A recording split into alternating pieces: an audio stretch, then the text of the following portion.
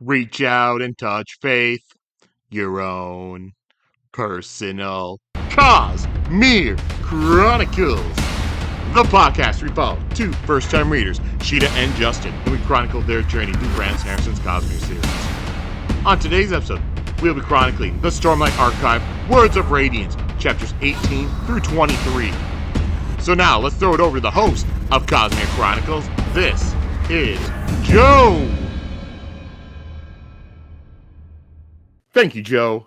Yep, everyone, welcome back. It's time for Cosmere Chronicles once again. As usual, my name's Joe, and I'm joined once again this week by Sheta and Lucius. Hello. Hello? Yep, how are you two doing this week? Same as usual.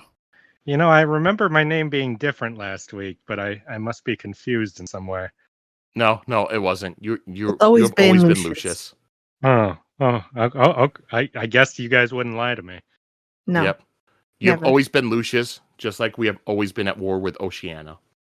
Yeah, that is true. I do know that. Of course. All right, and this week we Wait have a a minute. special guest We've been on. at war with ourselves, Joe? You're not making any sense. We're Oceania. No, we're not. I think I just committed a thought crime. I'm sorry. Yeah, I'll bow out. Justin. I mean, Lucius. Yep, and this week we have a special guest here from There's Always Another Podcast. We have Justin. Hello, yes, I am Justin and have always been Justin. I'm feeling a pain in my head that's hard to explain, but I'm just going to roll with it. No, I appreciate the offer to come on and chat about Cosmere stuff. Turns out doing a podcast where one person rereads a bunch of the Cosmere and drags other people along with it is a pretty good idea. You know, I wouldn't Yep. use the word dragged, but the sentiment is correct. All right. So yeah, Justin, why don't you, if there's anybody out there who hasn't listened to you before, just tell us about you, about your podcast, and all that. Yeah, sure thing.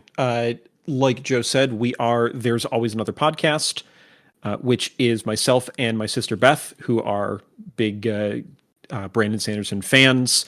And then our friends Sam and Caleb, who we convinced to tag along for the ride. And as is very familiar to any of your listeners, we've been slowly making our way through Brandon's books, and it's been a good time. We've covered quite a bit of it. We've got a lot more to go. What books have you done? Covered, I mean. Yeah, so we've been following a crazy reading order that I came up with. That's actually mostly the order that Brandon published in. So we've done everything that you've done except White Sand, because I'm still waiting for the prose version of White Sand, if that ever comes. And then we've done also Oathbringer, which we just finished. And then we've also done Alloy of Law and Shadows itself. I don't think Cool. the White Sand prose version's ever coming. I Now know. I kind of wish all I the waited shows. for the prose version. I feel like I liked the story, but I didn't like the execution that much of how it was done in the translation. I thought it was interesting experience to read a comic like that. I didn't mind the comic. Like it's not bad. I just think like Brandon has kept saying that he wants to do another version, and so I want to wait for that one. Well, I like having one thing that we were not, all like, man, this was awesome. Having one part where, like, you want something that we thought was lower level, White Sand. It's a sort of writing that I feel works better in prose than in a comic. Well, I don't know. If he had explicitly written the comic himself, I wonder how it would have gone. I always feel that way when people adapt literary works into comics. I don't know. It's an art that not everyone is going to excel at perfectly. And that's something that I know. I think y'all are definitely more of comic readers than I am. So I didn't have that. Yeah, I'm likely a background. lot more judgmental on it. That's true. All right, and then Justin, just a quick question.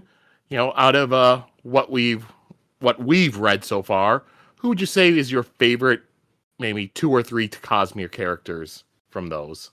Oof! In the whole Cosmere, I mean, it's hard to say no to Kaladin as I look over at my enormous dog named Kaladin. Oh, Yeah, Cal is great. Man, tough choice. Shallan, I think doing these podcasts, Shallan is fascinating on a reread, especially. So she moved significantly up my list doing that. Hard to pick though. both from these books. Interesting. All right. And then for our random question for this week, we'll go with something that I can easily tell all of us know and like. So I'll just ask everyone, who's your favorite Mass Effect character? The Elusive Man. I love the Elusive Man so goddamn much. Even though, I'm always in, he's hard to get along with. I think that his weird eyes, cool demeanor, amoral philosophy, sitting in the chair smoking is so goddamn cool. I cannot help myself from thinking he's the boss. My Xbox avatar is still the Xbox 360 Elusive Man one, even though every new generation it gets more grainy and impossible to see. I won't give it up. For me, there's no Shepherd without Vicarian. It's as simple as that. Garrus Vicarian is easily my pick there. Both as just the great friend, and then also I think it's the best romance option for Shepherd. Done both ways with him. Yeah, it's fun. Yeah, I definitely second that. Garrus, friend and lover. Friend to lover for you, right? Yes. Yeah, he can't be a romance in anyone. Mm-hmm. I guess with me, I'm going with a different alien with Erdnot Rex. I always just thought Rex he was is so great. cool. And especially when I've only played through the game once, but when I played through, when it first talks about the genophage, first thing I thought is, all right, at some point in these games, I need to figure out a way to cure this thing. Aww. Yep. And yeah, I liked him. Upset he wasn't a party member in 2 or 3. Well, there was no Krogan in 3 as a playable character, which upset me even more. All right.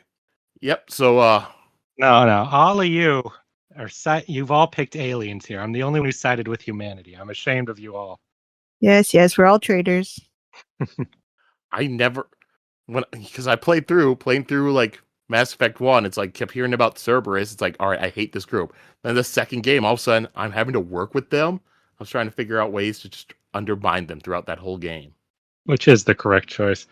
I have trouble when I try to play through as the sole survivor and Cerberus is in charge or is responsible for your team dying in your past, and yet you're just expected to work with them. I wish they would have written that in better. Yeah. Don't trust Cerberus. Except Miranda. I trust her least of all. All right. So there's that. Now let's get back over to Brandon Sanderson and Cosmere. With we're having Lucius. You can recap what happened on last week's chapters. I thought I was scot-free for a second until I remembered that is in fact me. Okay, last week. Well, you had Shallan. She was in her caravan, and there was stuff going on with the caravan. Adolin had a duel.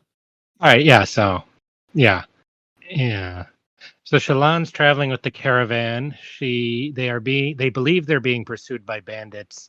They saw evidence of people traveling ahead. They decided to follow with them, but they saw there was smoke coming from that area, so they're like, oh shit.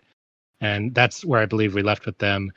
Adolin is trying to duel people to get their shard blades and stuff.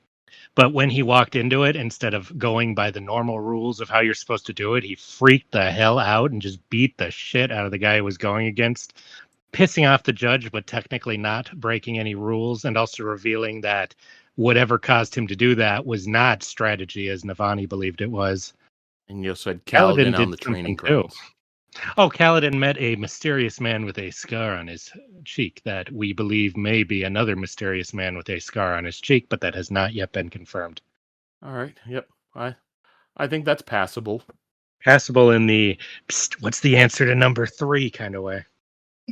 So this week we continue with the story. We read chapters 18 through 23. So I'll ask you two, as usual, what do you think of these chapters? I found these interesting because I feel like things slowed down the most that they have since they sped up a bit like a while ago. I felt Like that too. it was basically just characters talking, setting up plot, introducing new characters, introducing new plot points and ideas. Like it was a very expositionary few chapters, which is not a complaint, just what I noticed from it. Yeah, kind of like this is what the daily grind will be like for all our characters. Yeah, little slice of life. Yeah. Surviving bandits and Shallan had some assassination toast. attempts Kaladin had coffee in the morning. Mm. Felt like Kaladin did not have any chowta. He thinks chowta is the worst thing ever. I thought that sounded pretty bad when described as well, so I agreed with them. Though I very much liked the you can eat on the go philosophy. Very modern. Well, the chowta kind of makes me think when I go to like Portillo's and they have like these things Ugh. that's just like meat and buns. I think it's supposed to be Chicago style food. Yeah, Italian beef. It's delicious. Yeah. You people are crazy. I will proudly defend Chicago here. It's delicious. I don't know was about glad- Chicago, but if you eat whatever Lopin was eating, then I may have to start getting some bad stereotypes of it. I would just I be just think glad it's- from listening to your podcast that you can be from Chicago, but at least you're a Cubs fan. You're not a White Sox fan. Correct. I have been a Cubs fan since I was aware of what baseball was. Yep. I'm a Twins fan, so I cannot approve of the White Sox fans. Understandable. I know some of the rules of baseball. That's the one with a baseball and a bat. Is that what you're saying? I know more than that. Not much, though.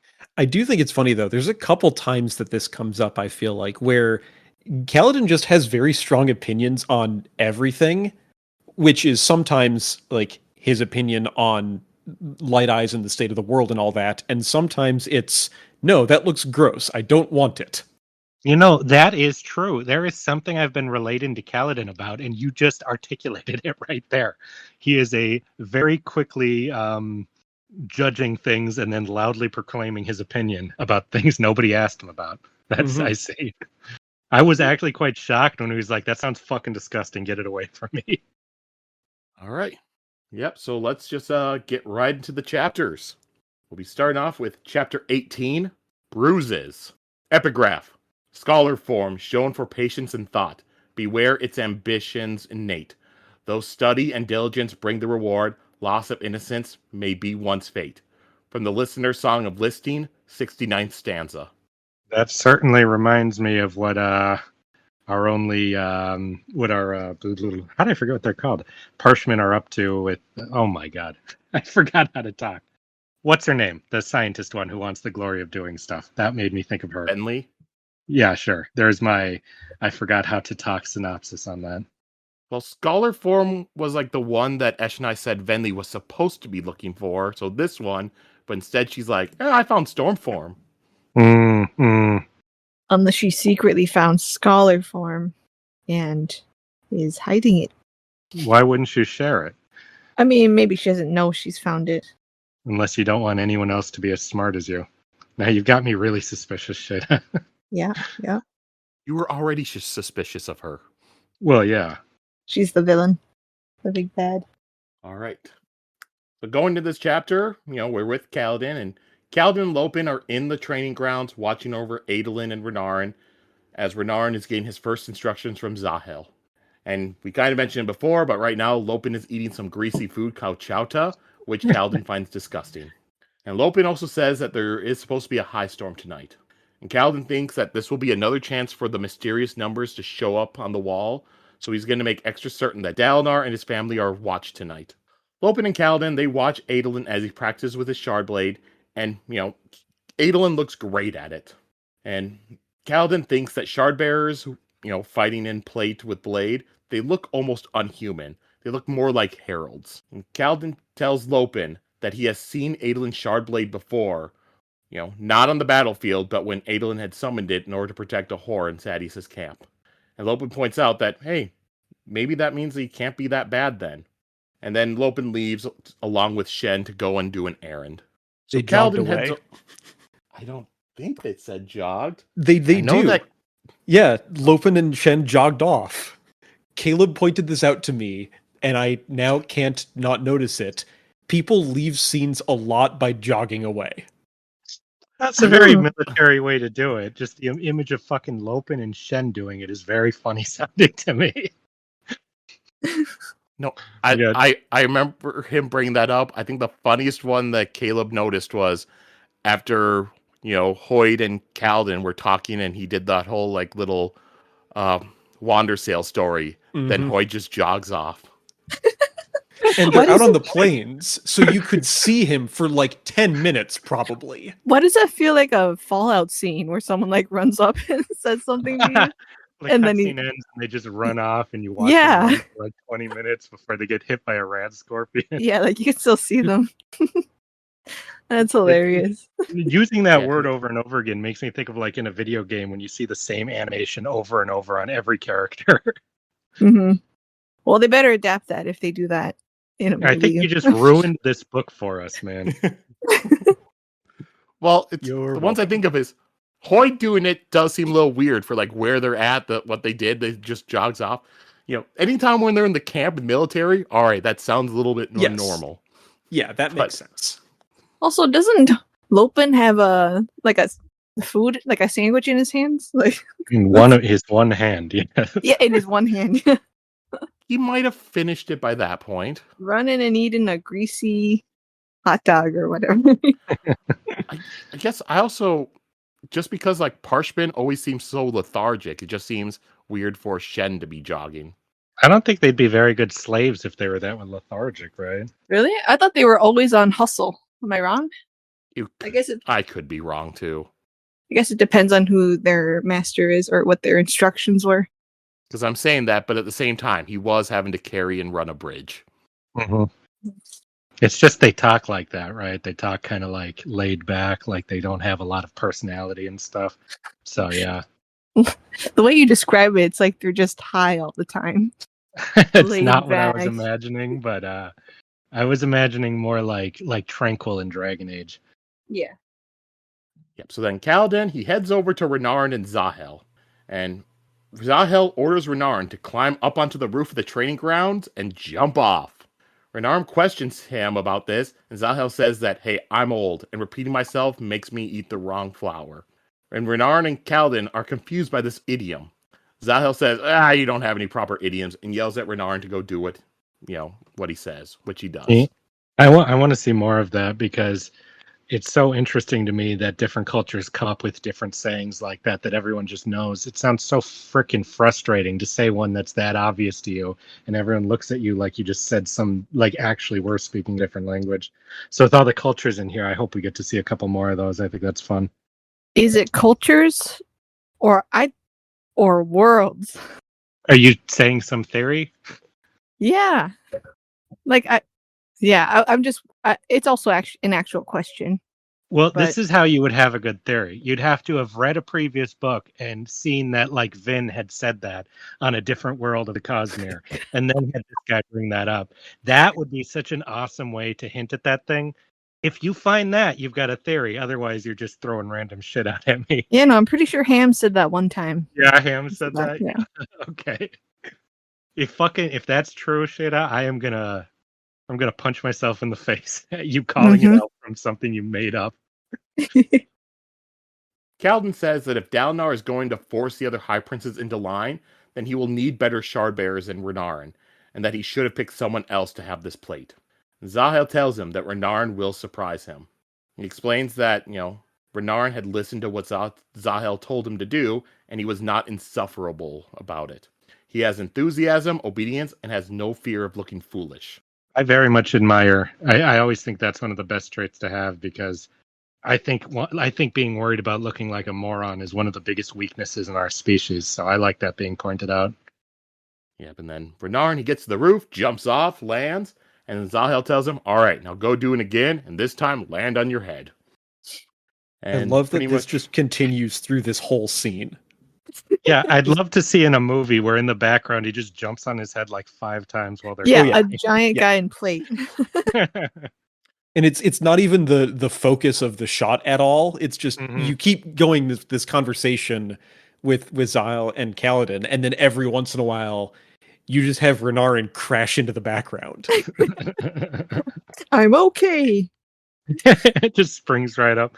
I've never liked Renarin. I've said that before. I'm sorry, but this scene endeared him to me so much because he did as asked, and he barely complained. No complaints. Yeah. Yeah, he was like, What a "Are you sport." sure?" Yes. Okay, I guess if you're sure. He's so humble. I really want him to stay like this. Well, yeah. Oh, you're worried he won't. It means that he's also is taking seriously, trying to train to use this new power and stuff, which is admirable. Yeah, and Zahel tells Kaladin that, part of using the plate is knowing its limits, which is why he's having Renarin keep jumping off the roof. And he says that Renarin will be a pleasure to teach, but Kaladin will not. And Kaladin tells him, I don't need any training. I've already had training. But Zahel says that the training he's had is not the same at all. And Kaladin looks at the shard blade that Zahel's carrying, and he notices that there's like a metal guard on it. And Zahel says that this is a metal that we don't know what it is, but when we put it on, it adapts to the blade and makes it blunt. But this metal, when it's not on the blade, it breaks very easily. And Zahel points the blade at Kaladin, and he says that anyone who sends assassins after Dalinar or his sons will have access to shard bearers. And he asks Kaladin if he's ever fought a man holding one, which Kaladin answers, yeah, once or twice, but Zahel doesn't believe him. And Zahel tells Kaladin, all right, convince me to leave you alone. So they begin to spar. And as they're starting the fight, Kaladin's focusing on the blade, but then Zahel just drops it, runs in close, and punches Kaladin in the gut. And as they continue to fight, Kaladin can tell, that Zahel knows his way around a blade. Yeah, I loved Zahel's training here. I loved how many times he's like, don't expect people who actually know what they're doing to fight like how people who are trained to fight. Expect them to do things you'd never expect. So I really, really enjoyed this part. And I think it's funny because Kaladin's been built up as such a fighting god to have it be like, yeah, but if you find a guy who knows what he's doing, you're going to get your ass whipped. It really feels like an anime to me where the main character has all this super potential, but some old master is able to trip him super easily. Yeah. Like big fish in a small pond. Yeah, like he's beaten all the guys he's fought so far, but he's like, you don't even know. The Grand Lion is way more dangerous. Yeah. Level up. Just Goku's going through, and now he's having to fight Jackie Chun. Yeah. Sure. Yeah. And, Zahel notes that this fight would be different if I was wearing plate. But Kaladin responds, well, if you were in plate, then I'd be using a different tactic. And Zahel adds that if this was a real attempt, then I would use different tactics too. And then he runs at Renarin. I'm sorry, but I love so much. Again, it endeared me to Renarin that he got a little scared from that in a way. He's like, wait, what was going on? And then the guards explained to him. Yep, and Kaladin chases after Zahel, and Zahel attacks him, and when he attacks, he hits Kaladin's spear with his blade, and then a nearby Ardent tosses Kaladin half a spear in order to, that way he can practice now using half a spear since his would have been cut in half. And Zahel and Kaladin, they get in close, to fight. Zahel kicks Kaladin in the face, and when Kaladin goes down, he rams the spear into Zahel's leg. And at this point, and it's a fake spear, so he doesn't actually stab him. Zahel, now, he puts the blade to Kaladin, and he says, all right, well, now you're dead. But Kaladin replies, yeah, but I stabbed you in the leg, which means you will not get to Renarin. So that way, I won, even though I died. And now Adolin shows up, and he asks, well, what if the assassin had a friend? And he asks Kaladin if he could fight 2 shardbearers at once. Zahel tells Adolin that they see his point, but Kaladin, he just rushes at Adolin. Something boiled inside Kaladin as he thinks of all the shardbearers in the past that he just hates. Kaladin manages to knock Adolin down to the ground, and he tries to stab him in the eye. But Adolin responds with just a punch. And that sends Kaladin airborne, because Adolin is wearing plate. I was so mad at both of them here. But that's how it is with fighting people. Like, they think differently than me. But I'm like, you guys could have fucking died or killed each other. Like, he does dislocate Kaladin's shoulder, maybe break a rib. If he didn't have his magic spheres, like, he'd be out of commission for a bit. Adolin takes an actual swing with an unguarded shard blade at him. Yes, I know. That scares the shit out of me. The shard blade, being reckless with those, I think is crazy, man. Yeah. That's why he gets a good scolding. Again, though, it's different. This is only going to work towards them respecting each other, so it's all for the best. Yes. But I relate to Renarin more, I do have to admit. Yep, after that, Zahel yells at Adolin and says that he could have killed Kaladin. Adolin's like, well, he attacked me, but Zahel points out that Adolin challenged him. He also says, Adolin, you're wearing plate, and your father taught you better than that. And Kaladin, he takes in some Stormlight and heals his shoulder. He gets back up and gets ready to charge again. Adolin notices this and begins to resummon his blade. Oh my god. Yep, and as Kaladin grabs a spear, at this moment, all the strength drains from Kaladin. The Stormlight vanishes from his body and his shoulder begins to hurt again.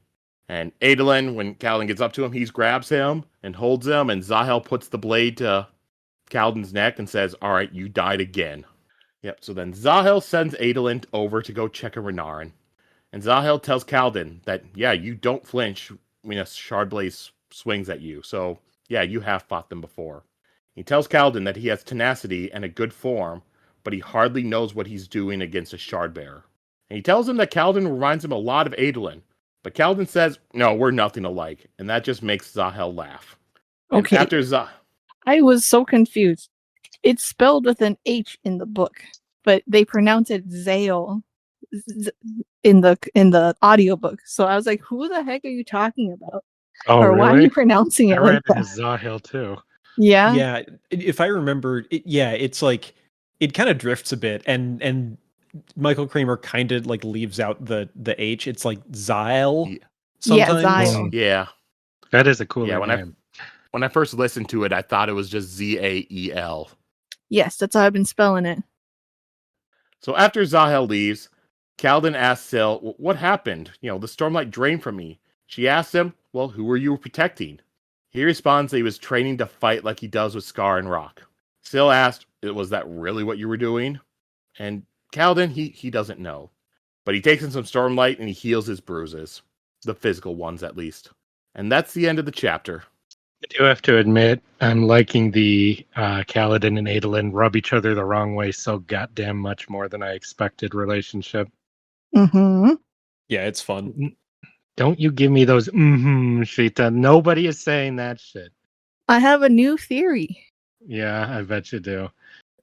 Not what you I think. saw it coming that would be their relationship, but even though it's kind of a trope, I'm really enjoying it. It's too fun. I look forward to seeing if things get worse between them or if this is like their weird, like where it starts to change moment as they're both assholes to each other. Yeah. Again, like you've already compared this to like anime, but you need a rival and stuff, and I really like it. Oh yeah, that too. The fact that Adolin kind of kicking his ass, I think, will inspire Kaladin to take the shard stuff more seriously. Yeah. Mm-hmm. Well, Sheta, you gonna torture us with what your theory was? Well, it's not really, but it'd be good to slip in here. Just that I've been waiting for a romance in ships to come in, but they have not. Like in other books, they usually sneak in and they hit me like, "Whoa, I didn't know this. They had romantic feelings about each other." So I've been waiting for that, but I don't think it's coming. I think in this book, it's gonna be about romance and camaraderie. Yeah. And that, Cal and Aid are gonna slowly become super best friends and learning from each other their best traits. Adolin learning honor and values from Kaladin, and Kaladin how not to be racist to light eyes. Was that Cal and Aid you said, or Calinade as like a ship name? Cal and Aid. Yeah. Okay. I do find it interesting that I agree that's going to be a theme, and I think it's really funny that you were promised romance at the end of or like earlier in this book, right? Yeah. Yeah. Or was it, whichever one it was, you were promised romance, and it was just cut off. And instead, you're watching the girl who was going to come do romance travel with a bunch of dirty ass bandits and slavers, and the guys you thought were going to do romance having these manly battles instead. Yeah. Setting up all these interesting characters all around the same age, and I'm like, all right, when are they gonna meet? Yeah, and does it bother you that you got your Navani Dalinar stuff, and almost as soon as they hook up, you're never seeing it anymore? Right, now they're just a boring couple. Like, no drama. Yeah. So that's my theory. It's not gonna happen. Yeah, I don't know. I feel Shallan's going to make it to the camp in this book. Is that naive of me to think? I don't I believe thought she was anything gonna now. make it on Yeah. this ship. Yeah, she's going to wind up on the other side of the world, or like living with the Parshendi. Yeah. Never seeing her. But I'm never going to have that meetup. Yeah, yeah.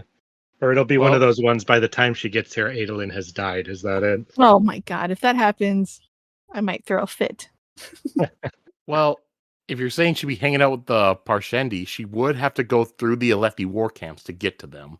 That's what you'd think until she finds the secret storm portal that brings you some magic they just make up now. You know, Yeah, who knows? she'll go through the imagination land and end up there the next day. Mm-hmm. This story She's is really gonna find a interesting. teleportation portal.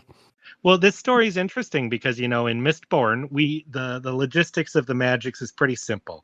The only thing you're going to have is if they bring in a new metal, there'll be a new power. But with this book, I feel like we've learned a bit, but we've learned so little about the magic and makeup of the magic in the world and the world building of it that like anything could still happen. And I'd be like, makes sense to me because he's specifically writing about people who don't know much about it. I find that perspective very interesting, and I really wonder how big things could grow later on. Mm-hmm. We'll learn when they learn, and that's very scary. Basically, that's scary. Yeah. So if they fall in some kind of nonsensical portal he just makes up, it could make sense at this point. Who knows? Yeah, because the stories we've had. Yeah, because Mistborn, they knew all about the magic. Mm-hmm. Warbreaker, immediately you have Vasher. He knows all about the magic and knew, stuff. Yeah, same thing with White Sand. They knew about the magic. Mm-hmm. Elantris was kind of lost, but it only been like 10 years, and Raoden had a book to teach him.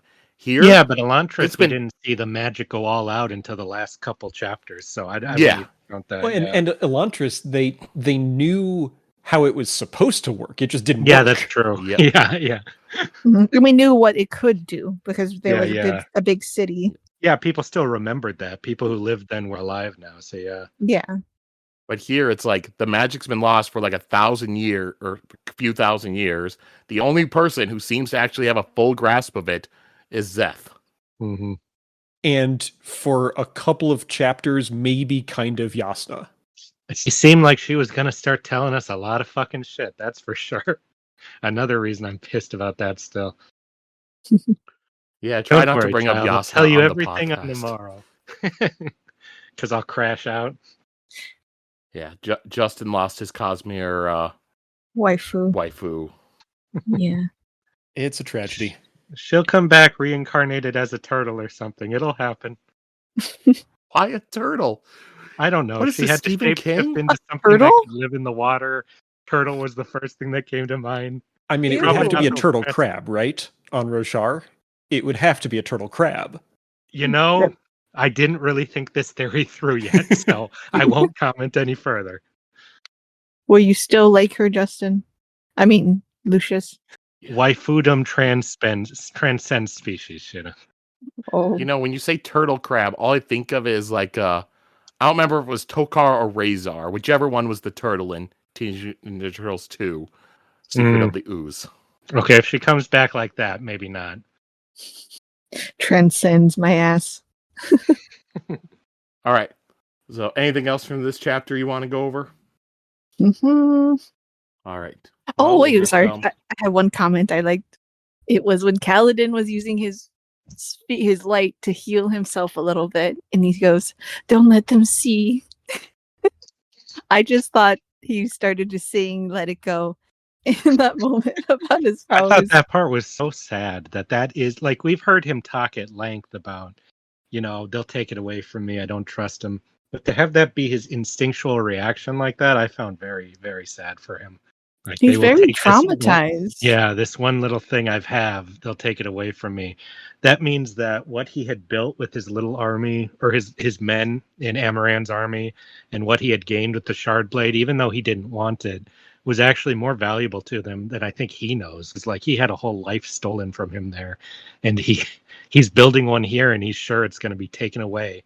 It's really kind of on the nose that and sad that he ties his current life to a power he gains, you know, that if that power is taken, his current life will be taken. Yeah. He's very stressed, isn't he? He's been through a lot. That's what I'd say. I just mean like he plays it pretty cool, but he's very nervous about how things will go. I think. Yeah. Mm-hmm. I mean, His it ethic. feels like it feels like it's almost a rule that Kaladin is not allowed to have good things for any period of time. Yeah. Mm-hmm. Oh. If Yeah, I like lived his life, cursed. I'd feel that Yeah. way. This is just temporary. Everything will go Mhm. south. I did want to say the part where Syl asks, "What are you protecting?" and that his powers aren't necessarily going to work if he's using them for like personal like reasons and not to protect something. I find super interesting, and I'm excited to Yeah. see that explored further. Because I don't know. I don't remember if they said anything about it before, but I didn't think of the different orders as being something that intrinsic. It felt more like ideals you follow. But if you have to actually follow it or you lose your power, that's pretty cool. And I think it says a lot about these powers disappearing in the past, why that may have been. Yeah. I mean, if he got the powers when he remembered the words, then when you don't remember them, it just stands to reason that you don't get your powers Mm-hmm. or you lose the powers. Or if you break him. Yeah. All right. So this chapter was called Bruises. So why do you believe that was chosen for the chapter title? Because that's what Raoden's gonna Raoden. Is that the name? Rayoten. No. Not this one. Raoden is from Elantris. Yeah. I miss Renarin. Rayoten. God, so many. Well, I ruined all that. That's what he's gonna have in his head from falling on it so many times. Ho, ho, ho. I actually don't think he'll have any bruises. Hopefully, if he does it the right way. Yeah, I Because think he's you're wearing pretty. shard plate. Man, I would have He so did much forget fun his with helmet Shardplate. earlier. If he's fallen on his head and he forgets his helmet, then he deserves to have his head crushed. No, the bruises are his real bruises and his bruises to his pride. Agreed. All right. Well, we'll move on to chapter 19, Safe Things. 5.5 years ago. Shallan is wearing a new dress, which now covers her safe hand. She's old enough to cover her safe hand. And she thinks of her mother for a second, but then she just blanks her mind. And a couple maids walk by, and they talk to each other, saying that Shallan was in the room when the master killed his wife and her lover, and that Shallan hasn't spoken a word since then. And pretty much right now, the maids in the house, they thought that, since Shallan doesn't speak, then that means she doesn't hear, and she might as well be invisible. And Shallan thinks it'd be nice to be invisible. That logic doesn't make any sense. If they can't see me, Yeah. I can't see them. They can't Yeah, see me. basically. And then the door slams open, and Shallan's oldest brother, Non-Helleran, entered. And he gives Shallan a small bundle which has a leather satchel in it. Inside the satchel was drawing paper and charcoal pencils. And Helleran says that he missed her drawings and that she should practice more. And so Shallan begins to draw, and Helleran tells her that he needs her to come back. Helleran says that he's going away a lot in the next few years, and he needs her to watch the others. He's worried about Balat. He had given Balat a new axe hound, and Balat was not kind to it. So this is an older problem too. This is not just a modern thing with him. Yeah, the Devar family kind of has some issues. I don't think you got that far, but Sheta loved Balat. So, what does this make you think, Sheta? About Balat? Mm-hmm. Oh, sorry. Since you weirdly were such a fan of the character and his way he plays with crabs. I'm just glad to have him come up again. Yeah. If you need a reminder, Sheta, I think, is evil. Her favorite characters are like Me? Dilaf, Zane, Balat, Sadius. Yeah, for Sadius some is reason not you didn't evil. know. I've never You heard always Paul like- lined up like that before. I also like Kaladin and Kelsier, well, who's kind of a little evil, but Kaladin and Kelsier both have quite a darkness in them. yeah. Yep, I mean, I don't know about Kaladin, but Kelsier definitely. From another perspective, Kelsier is the villain, you know? Kel was just pointed at the right people. Yeah, exactly. Yeah. He was Sometimes, changing yeah. towards the end. Vin was giving him more humanity. Mm-hmm. But for some reason, she doesn't like all the villains, because she did not like Denth and Yeah, I don't like Denth at all. And It's Tonk probably my Fa. least. They're fun. yeah. Punk Fa? They- Yeah. They're fun until they open up the torture basement. No, that's when they get fun. That's my opinion. No, and Also, that bastard escaped. He's alive still. I gotta travel the Cosmere just to kill him. Also, she loved Dryle and White Sand. She loves the bad people. Trial. Yeah. All right. Yep. And so Helleran tells Shallan that he needs her to be strong for them. And then Helleran looks at what Shallan is drawing. Its body's face down with blood on the floor. Oh. Oh, nice. He's not okay. Yeah, he's not okay. Don't look at my sketchbook. Oh my gosh. And then Helleran, he just rips that paper out, or I think it was just loose paper actually, takes it, crumples it up, and it just kind of shocks Shallan. He tells her, no, I need you to draw plants and animals. Save things. Safe. Don't be like your fucking brother. Yeah. Draw pretty things, okay? This guy seems so... What the hell happened to this family where this guy is not doing this stuff? I mean, I guess in a few pages he's kind of unhinged too, so... He seems more aware of the evil that's growing, festering in his family and stuff. He's like, we must fight this evil within our blood. He tells Shallan not to dwell on what happened. And she begins to cry, and he tells her, we can't have our vengeance yet. He says that Balak can't leave the house, and that he must be away. And then their father comes into the room, and he yells at Halloran, that he's not going to have him go off gallivanting again. But Halloran says there are more important things in this world than his father or his crimes, and Halloran calls him a murderer. Their father tells him that he could have him in prison, even if he is his heir. And Halloran responds by summoning the shard blade and pointing it at their father. He says that he should shove this through his chest. Their father says that Halloran doesn't know what he thinks he knows, and Halloran tells him that he will not listen to his lies. And Shallan at this time says, no. Halloran's shocked, and he says, you speak now to defend him? And he brings the shard blade away from their father. Their father asks him where he got the shard blade, and asks if it was from his new friends. I think that's a fair question. Whenever someone shows up with a shard blade that you did not know they had, I think where did that come from is a fair question. Mm-hmm. This whole part was so scary and ominous. I'm like, would he really have done it? Would he have killed him right there? Again, the new friends, the shard blade, all this stuff. We know how much shady shit that family's involved in. And also seeing the shard blade out for 1 second, I'm like, dear God, is Shallan about to use a superpower to kill her own brother or something to take it from him? This whole part had me on edge. Halloran tells him that, they have important work to do. He tells Shallan that he will tell her of it someday, and it's good to hear her voice again. She asks him not to go, but he says that he must. But he does ask her to keep doing drawings while he's gone and show him when he comes back. Halloran tells their father not to ruin too much, and that he will come back periodically to check on him. And after Halloran leaves, their father picks up the chair he's sitting in and slams it against the wall. He flips the dining table over, and he just begins smashing the chairs on the floor. Until he looked at Shallan, and his rage went away. And then he left the room as if he was ashamed. That's the end of the chapter. It's always nice to cut back to this family sitcom, see how they're all doing. I am so curious about her weird family. And Yeah. her. She's weird too. So I want to know how weird. Well, Halloran was mentioned very shortly in The Way of Kings. Yeah, I vaguely remembered them saying she had a brother who was out, or who wasn't around.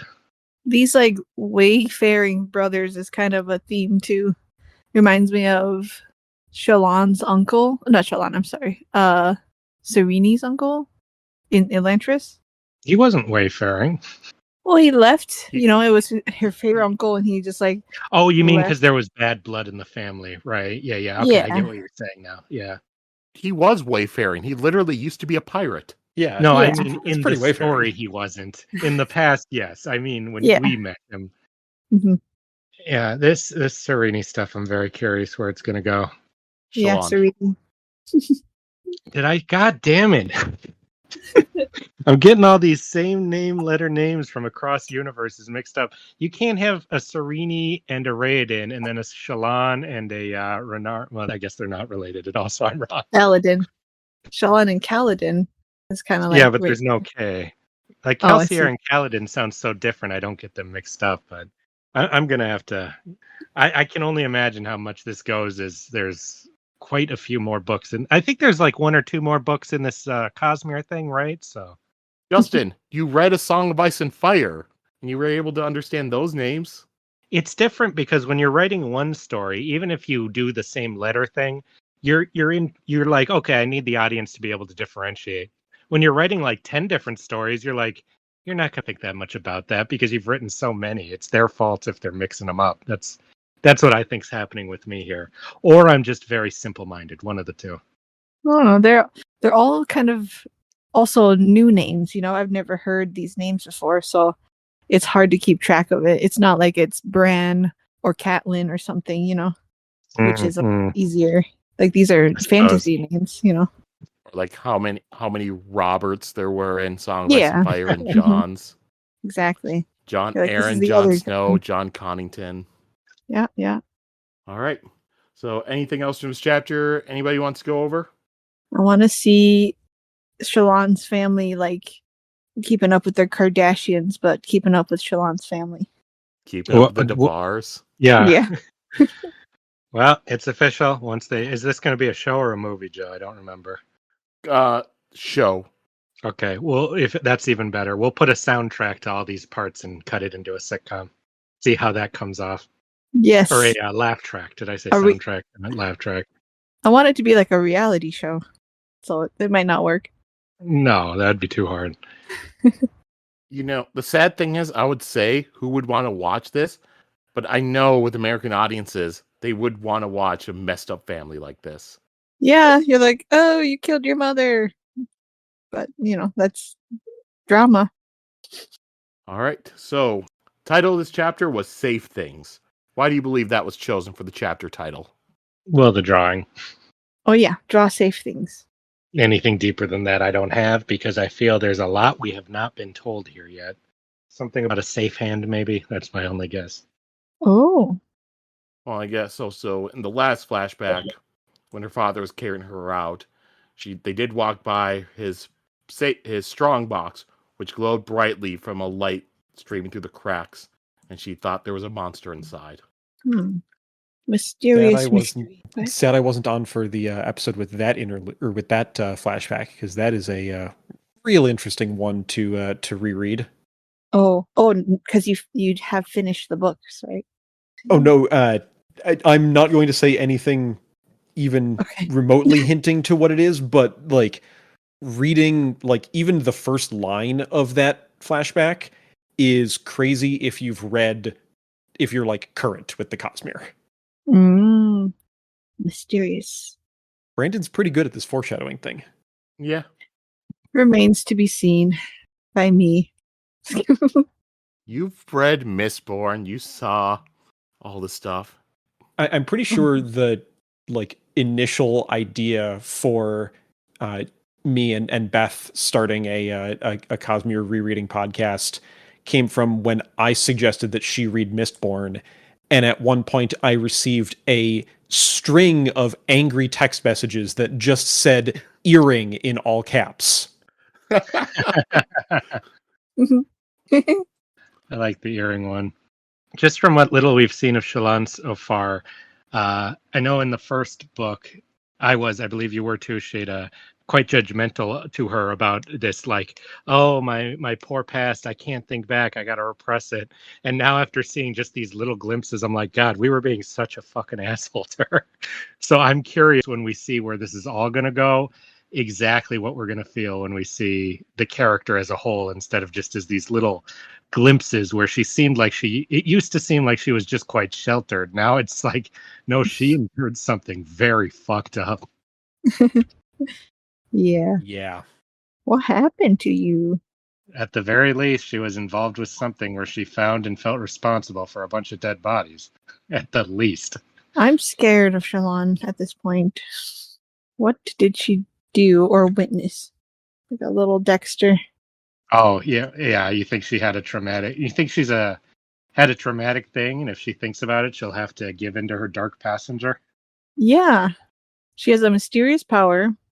She suppresses a lot of stuff, like from her past, and when is that going to emerge and in what way? Joe? You're all alone, Sheta. No one is here. All right, I'll host now. No. Okay. Yeah, what's next? Oh, I'm sorry. I had my No, mic muted and We got a new host now, Joe. Sorry, too late. You're fired. You're fired. I had my mic muted and did not realize it. Dude, while you guys were talking, I had my mic muted for so long and talked so long and thought you guys were responding to me until I kept getting interrupted. And I was like, oh, shit. Aw. Like, it timed out just perfectly. And what you said happened to go along with what I was saying. All right. Well, we'll move on to Chapter 20, The Coldness of Clarity. Epigraph. Art form applied for beauty and hue. One yearns for the songs it creates. Most misunderstood by the artist, it's true. Come the spren to foundation's fates. From the listener song of listing, 90th stanza. See, that's probably the one that was the most disorienting and confusing to me because of the Spren stuff. I do have to admit, Joe, I was so hard on them last time. They are starting to warm up on me with these little sayings about their different forms. I thought you would love them. What? I don't know. Maybe something that I can't articulate is Just don't like starting to rhymes. win me over. I'm going to try to continue to be intolerant towards the Parshmen, but I worry it will be hard. I'm sorry to disappoint. Why are you trying to be intolerant? I'm trying to be a good Alethi, Joe. Sometimes it's hard work to be intolerant. You know, Something just you a few tolerant episodes folk ago, wouldn't understand. you literally said you hated the Alethi. I did until I saw all the other cultures in the world with their weird eyebrows and weird forms and their fucking whatever the fuck Logan was eating earlier. The Chowta? Yeah, chowta. We don't need any of that around here. With Lopin, you're going to the chowder, not like his crystal hardened fingernails. No, The that's nails pretty are cool. gross. That sounds useful, dude. That I can get behind. Or that Rock's teeth are somehow strong enough to know where to be able to eat shells. Yeah, no, those kind of things are useful. We can keep those traits. What's your opinion on Thalen names having way too many consonants in a row? Which ones are the Thalen? Give me a Thalen name. Like in this upcoming chapter, Tavlakov. Oh, I'm a huge fan of consonants, so I'll keep them around. I think the more consonants, the better. I love Thalen names. They're great. I always love strong names. So many of these podcasts or so many of these books. I first listen to the audiobook. I don't look at the book until later. So it's always getting used to seeing the names, and then when I actually see how they're spelled, it's like the two books, like Stormlight and Elantris. Those are the two that get the most. That's how that name was spelled. Vlokov is so weird. All right. With the chapter, we're with Shallan again, and she and her group, they arrive at that forward caravan that they were behind, and they see that, yeah, it certainly had been attacked. Some of the wagons are completely destroyed, and they see a bunch of piles of bodies, but they do see some other tired people that are moving around that caravan. And to Vlokov, he says, all right, we should leave before we're seen, because they might wind up wanting to talk to us, and that would slow us down. And Shallan, she takes Tavlokov's spyglass from him, and she looks behind at the deserters that were following them. And she could see that there were probably about 30 or so soldiers, and they all looked well equipped. And Shallan says they need to go down to this caravan they're at and, ask them for help. But Tavlokov says, no, we need to flee. The bandits they will go after this richer and weakened group instead. But Shallan says, yeah, but then they will still follow after us, because they'll be able to follow our tracks. But if we stand with this new caravan, then we can add our strength together. Then a woman comes up to them and asks if they're the ones that led these other bandits towards them. And Tavlokov begins to talk, being like, I'm a humble servant. But Shallan just cuts him off. She says, yep, the ones chasing us are certainly bandits. And the woman notes that they're deserters, and she calls for a man named Yix. Shallan tries to talk to the woman more, but she says, I don't have time to talk. And now we're going to have two bandit groups we're going to have to fight. Because the ones that attacked them earlier, they had been fought off, but they will be back. And so Shallan, she tells the woman, you know what? I will offer you my protection. If you guys accept us and my people into your camp, then, she will see to their safety. but she will also need their services in order to bring her to the Shattered Plains. And the woman tells her that she can join their camp, but she will just wind up dying along with the rest of them. And then bandits begin to attack the camp. And Shallan can see that these bandits, they're not as well equipped as those deserters that are behind them. So she tells Tvlakov to take Tag and go and help them fight off the bandits. And she tells Bluth to turn around their wagon, and he looks at a sheet of paper that he has, and then he does what she tells him. And she says, all right, we're going to go to the deserters. So when they arrive, at the deserters, all those guys, they're kind of looking at her, and she tries to look around for an officer. She walks in the camp, she tells them that she desperately needs their help, that, they are being attacked by bandits. And the men, they all look at one guy with a beard. And as she walks towards them, she notices, through the reflection of a breastplate, that she herself, she doesn't look all beaten down like normal. She looks very stately. And the man tells Shallan that they aren't what she thinks they are. But she responds, no, you aren't what you think you are. She asks for his name, and he tells her that it's Vatha. And he says, all right, I'll decide what to do with you later. And he tells Gaz to take her. What's he doing here? Finally! Oh, thank God. I've been wondering where the fuck Gaz went all this time. To finally see him just pop up here makes so much sense. Makes sense? Yeah, he deserted. That was one of our theories, that he must have just things went bad for him, so he left, I was like, did I mishear that? Oh, No, it's this guy. Excited to see those crazy. 3 letters. I've never been happy to see Gaz before, but I was this time just because I was so fucking curious. Yeah, like every other episode, you kept asking, where the fuck is Gaz? Yes, I was. You're the only one. Just kidding.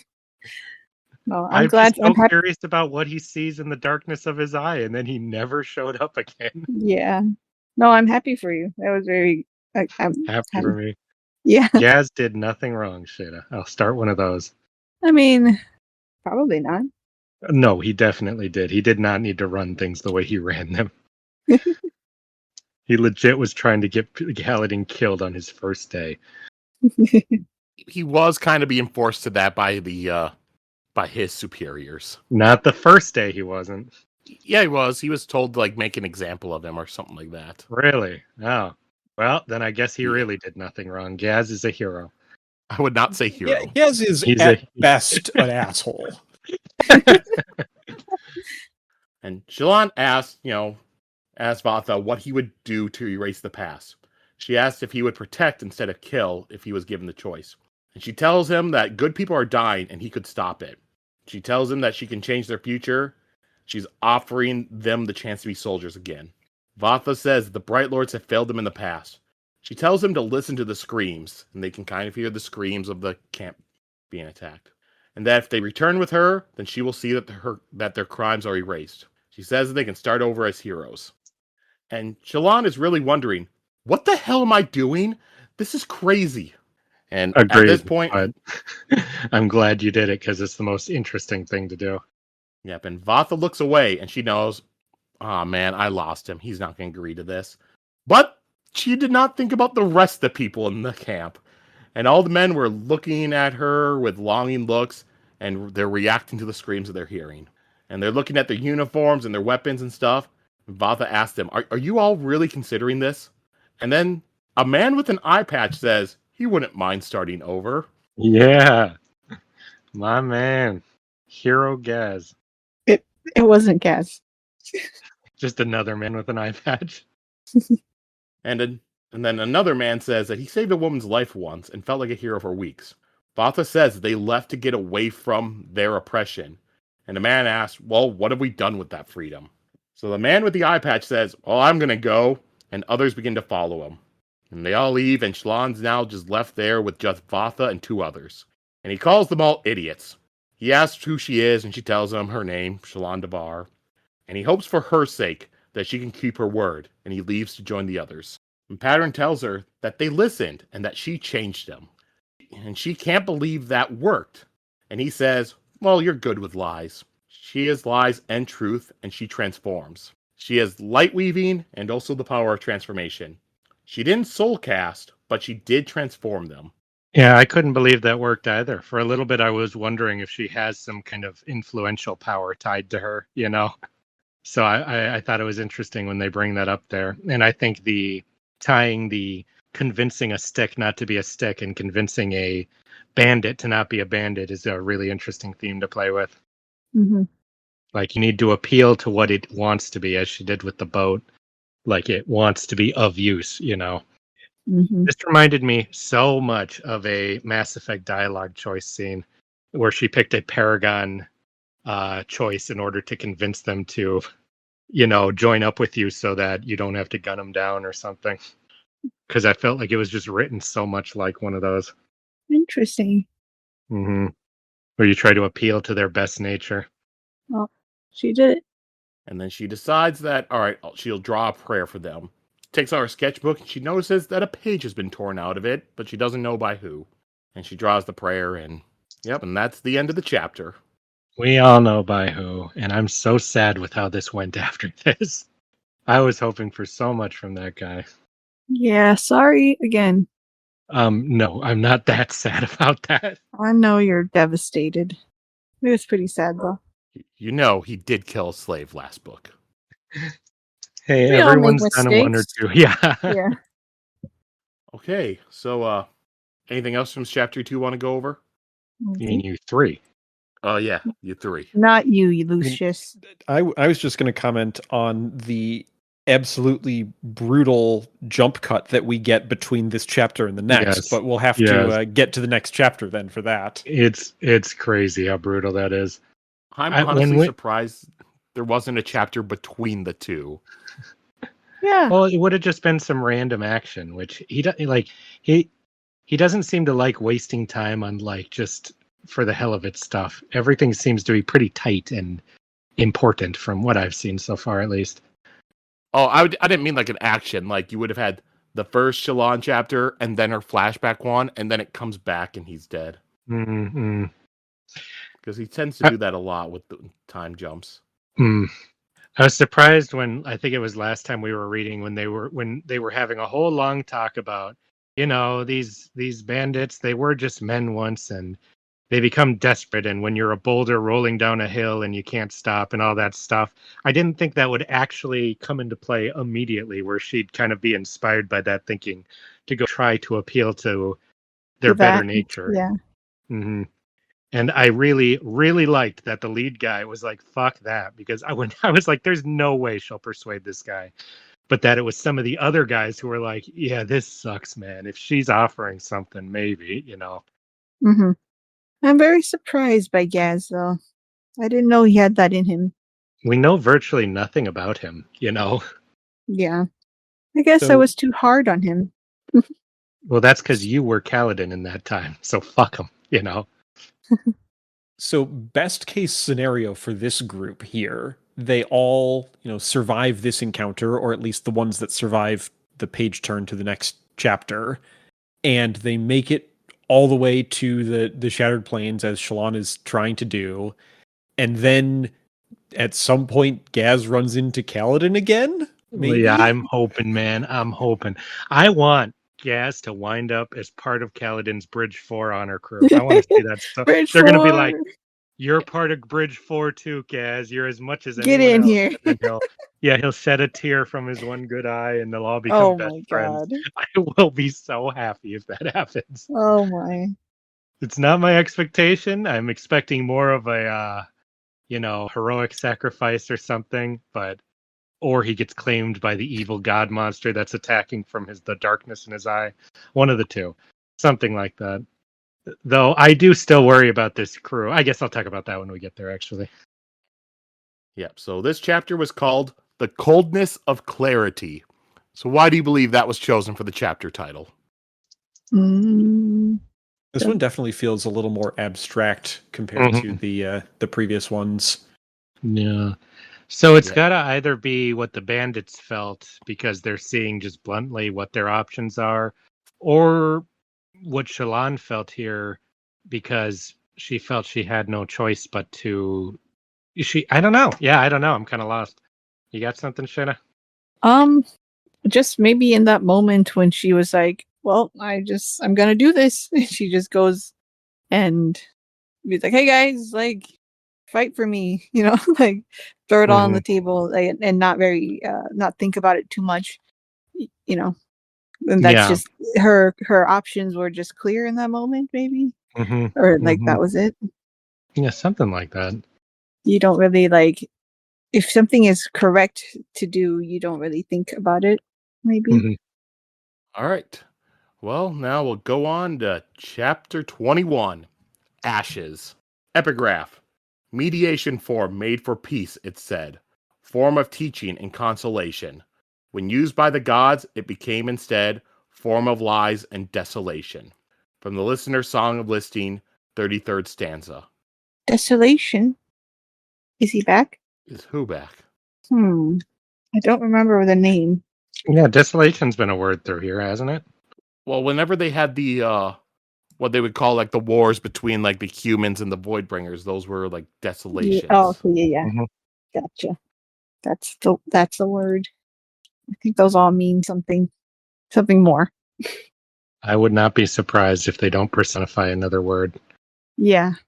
That seems to be a pretty big theme in here with the Spren personifying concepts. And words of radiance. All right, so we're continuing Shallan. It's just jumping forward as Shallan closes Bluth's dead eyes. Oh no. Sad. I didn't really have much stake in that relationship, but I know you did. I hoped it would go on a bit longer. Yep, and Vatha right now, he's currently executing the bandits one by one. And Shallan notices something in Bluth's pocket and she pulls it out. And it was that picture that she had drawn of him. Kind of a more better looking picture. And she tells Bluth that she was wrong and he was a fine way to restart her collection. And Shallan walks over to that woman that she had talked to before and an older man. His name is Macabre and he is the caravan owner. The woman's name is Tin and she is the head of their guards. Macabre, he thanks Shallan for the help and he asks her what her intention is for the caravan. And she tells him that, those mercenaries, they didn't work for her before, but they do now. And she tells Macabre that she needs them to accompany her to the Shattered Plains. Macabre says that her shoulders should be able to do that on their own, but Shallan thinks that she wants to keep Macabre and this caravan around to help keep the soldiers reminded of what they've done. But Shallan tells Macabre that they are soldiers, and they don't know how to properly convey a light-eyed woman. And she says to Macabre, hey, you have nice wagons, I can ride in those. And Tin adds, we could use their soldiers too. So Macabre tells her, all right, we will make an accord. And Shallan says, yep, she will allow him to join along with her. He asks if that means that he will be under her authority, and she confirms that. And he asks about those slavers, and she says that she will deal with them. It really does feel like at some point this trend of, I will let you join with me because obviously I'm in charge. Like at some point that's going to break and it might be painful. It depends. It's interesting because Yasna taught her to do this. Somebody like that would know which kind of people you can do it to and which kind you cannot do it to. So I'm very curious to see if Shallan has that innate tendency in her, or if she is gonna, because like this guy who was in charge, if she tries talking like that to him, it would not work well. But people who are very used to being, this kind of, hierarchy of society, they almost expect it. If you don't do it, I think they'd get really, distrustful almost, because you'd be like, what are you trying to do? Yeah, you trying to pull one over me? Is this, Uh-huh. He'll get to the Shattered Plains and tell Elhokar, I'll let you follow me. Yep. And he'll just be like, okay, well, you said it with enough confidence. You reminded me of my sister. I just wonder if what she's doing is it building anything? Like maybe like her reputation will grow so big that it actually becomes her reputation among a couple slavers, some forest bandits, and a merchant or two. I don't think so. Well, like, when you don't really talk to other people and then like you just kind of take for granted that this person's in charge. And I wonder if I guess you just need them to be like, so have you always been with this lady? And then they're like, no. She just kind of said she was in charge, like you just gotta I guess one simple conversation can tumble that down. So she just has to make it back and become queen real quick. That's all. She's on something precarious. She needs to make it back, that's for sure. Yeah. And the only way she's going to become queen is if Elhokar and Dalinar die and she marries Adolin. Sheta, is that what you're hoping will happen? I don't hope, but I think she'll still have she's not lying about the kind of power that she has. So, I'm really curious to find out. Yeah, she is engaged to a prince and stuff. She doesn't have no power. So, I mean, but it's like spending money before you actually get it, though. So next, Shallan goes over to talk to Vatha. He says that some of his men are dead, and she replies, well, they died doing good work. And he notes that she doesn't look like what she did before. He tells her that he saw a queen before, and now he just sees a child. Uh-oh. The gig is up. Mm-hmm. He tells her that his men have done worse, and if one night is really going to absolve them. He says that if they go to the Shattered Plains, then they are dead men. They'll be hanged the moment that they arrive. Shallan tells him, yeah, but my word, but he cuts her off and says that her word means nothing. And he's like, has a hold of her arm during this. And Pattern's on his back, and he tells him to let her go. Vatha looks around, to see where'd that noise come from, and Shallan's just like, I didn't hear anything. Like, Pattern, are you really going to try your conscience, this is your conscience kind of move on him or on people? Looks like it's working. I mean, in this one instance. Yeah, I was like, he is just like Jiminy Cricket, where he just pops up whenever. Uh-huh. Just says, talks to the other characters. Kind of the opposite of Jiminy Cricket, though, because he's like, yeah, I love lies. Yeah. Anti-Jiminy Cricket. I guess Pattern loves lies and truths. All right, and then, Vatha lets go of Shallan, and he just walks away. And she says, that one's going to be trouble. And next Pattern, she goes... who insists on being correct about these things, says he already is trouble. Very literal guy. I love Pattern. Yeah. Right, and then Shallan goes over to Tavlakov. And he asks her if she was in on Bluth's plan from the start, which just confuses her. Tavlaka claims that, Bluth was in league with the deserters all along. He was going to take some of the money after they come and kill us all. Man, I was defending Bluth already before Shallan even had to. I don't know why. You love Bluth. Shallan, Mm-hmm. she just kind of points out that, if that was the case, then why would Bluth have even warned us in the first place? Tavlakov tries to reason it out, and he's just like, you know what, this doesn't make sense, actually. He had his theory, but it got proven wrong. We're used to that on the show. I was going to say, yeah, feels familiar. We'll add more evidence than some of the theories I've heard on here. And so Shallan tells him that, the slaves, they're mine now. When he gets upset, she tells him, hey, I saved your life, and those slaves are recompense for that. If you have an issue with it, then you can file grievance with the king in the Shattered Plains. But he tells her, I'm not fucking going to the Shattered Plains. You have these soldiers now? They can take you. I'm going to go back south like I originally was going. Did he swear like that? Yes, he said fucking. Yes, that was the PG-13 one F-bomb that you get. Yep, yeah. Wow. To block? Mm-hmm. I think from the death we've already seen, we would be above a PG-13. Violence is not as important as swears. Certain levels of violence are. Definitely Brandon's are. And she tells him, you can go south, but you're going to be going without those slaves. And she asks him for the writs of slavery. And she tells the slaves that, you know what, if you want to run, you can. I'm not going to hunt you down. But I do need servants. And she tells him that, if you stay with me, you'll get paid. She gives them a pretty high price as long as they allow it, so that way most of it gets paid down towards their slave debts. And she asks to block up. I think the offer of I'll give you 1 or I'll give you 6 and you pay off 5 to your slave debt is so funny. Like, why even give the offer at that point? It's just to make them feel like she's doing them a favor, instead of them feeling like they're enslaved. What's that? I said, I think that's why they were confused. They're like, Mm-hmm. what's the It deal? works. It feels better. Because you're getting paid. It's not. I don't know. I don't know what it's like to be a slave in a society where slavery is legal. So it's hard for me to imagine. But it felt better than what you were going to get somewhere else. That's for sure. Too good to be true is what I would think. Yeah. I'd be like, no one would give this deal. Like, why are you even doing that? Yeah.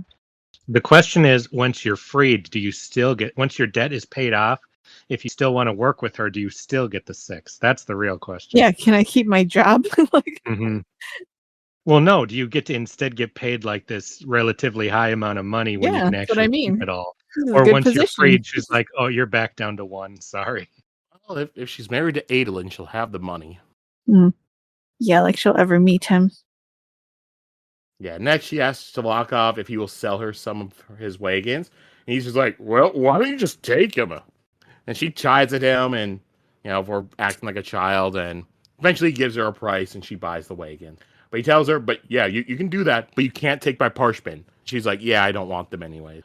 They're So then evil. Shallan, yep, and so Shallan and her new caravan begin their voyage to the Shattered Plains. Why are you That's the end saying of the that like chapter. it's never gonna happen? They'll be there next episode. Don't worry. Like, yeah, the Shattered Plains, haha. They never get there. Or the Shattered Plains are just no more, and she literally will never get there.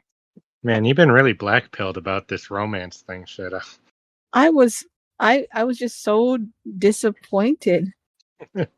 I was sure I was gonna get that within a couple chapters, and everything's different. All right. Anything else from this chapter anyone wants to go over? No, pretty straightforward for me. Was it just me, or was Shallan kind of being like a bee? Like, Isn't that what being a noble is? she was like, I'm taking your slaves. Wait, Sheta. Are you trying to say, oh man, Shallan was being so mean to the slaver? Like, she should have been more polite to the slaver. The slaver who looked at her thinking, how can I sell her in some way when they first met? Yeah, but she's been like kind of being light-footed until this moment, Then she just kind of, I've got an army at my, like, on my side kind of now, so I'm just gonna say how I feel for real, Yeah, we'll see. I'm worried about these guys because it's like, yeah, you freed them, but how long of the trip before they're like, yeah, let's take all this stuff and go, Yeah, it's, yeah. I would not Sheta, feel safe yet. She was kind of mean to Tvlakov, but remember, he refused to give her shoes when her feet were all bloodied. Yeah, no, I'll he defend sucks, a lot of the villains, but... Sheta. I will not defend Tvlakov. No, He's an I'm not asshole. defending him. It was just funny when she was getting real snippy with him, because he was like, "Oh, why don't you just steal them? Why even ask?" And she snaps him, like, "Don't be a child," or like. I will be sad. I'm gonna miss him. I want him to meet Kaladin again. So. Yeah, same. All right. So, the name of this chapter was Ashes. So why do you believe that was chosen for the chapter title? Because that's what Justin's favorite character became. Just Ashes. Jesus, Sheta. Was not my favorite character. It was sad that he took the picture, though. Mm-hmm. I didn't really like him until I saw that. So, any other reason for the chapter name? Was there supposed to be? I thought that made sense. Oh, There was I thought you weren't. prayer. Oh, that's a smart one. Yep, it's actually that. All right. So next, our next chapter. Before that chapter, we did have another little artwork. So, at first, I thought this was the picture of him that she drew. And I'm really sad he died. Yeah, I was like, this guy's way too handsome to be that. No way. It's like, dang, now this is the love interest I'm interested in. Mm-hmm. Who is this? No, it's a vampire lord? Just some model. Because it tells you that's a page from a folio fashion. Oh, it's a fashion magazine. I forgot. Mm-hmm. This is Adolin's fashion magazine. Well, see, he has so much in common with Sadius. I bet he has the same issue. Into fashion? Was that actually said, Sheta? Yes, it is. Yes, it is. He at least he was always like wearing the newest styles. Mm-hmm. Well, I can't argue with that for once, Sheta. Yeah. So if they just got over their deal, they would have a lot in common. The deal of you tried to kill me and my father. They just don't understand what they want. That's all. Mm-hmm. Out of life. I like this picture because I've always kind of wondered what the Alethi looked like from how they're described.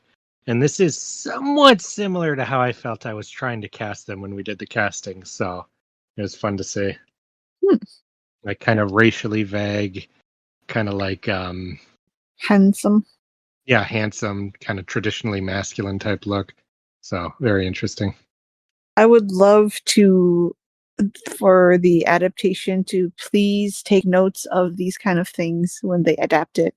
This book picture, Just like stuff that exists, you know? I wouldn't Like- get my hopes up.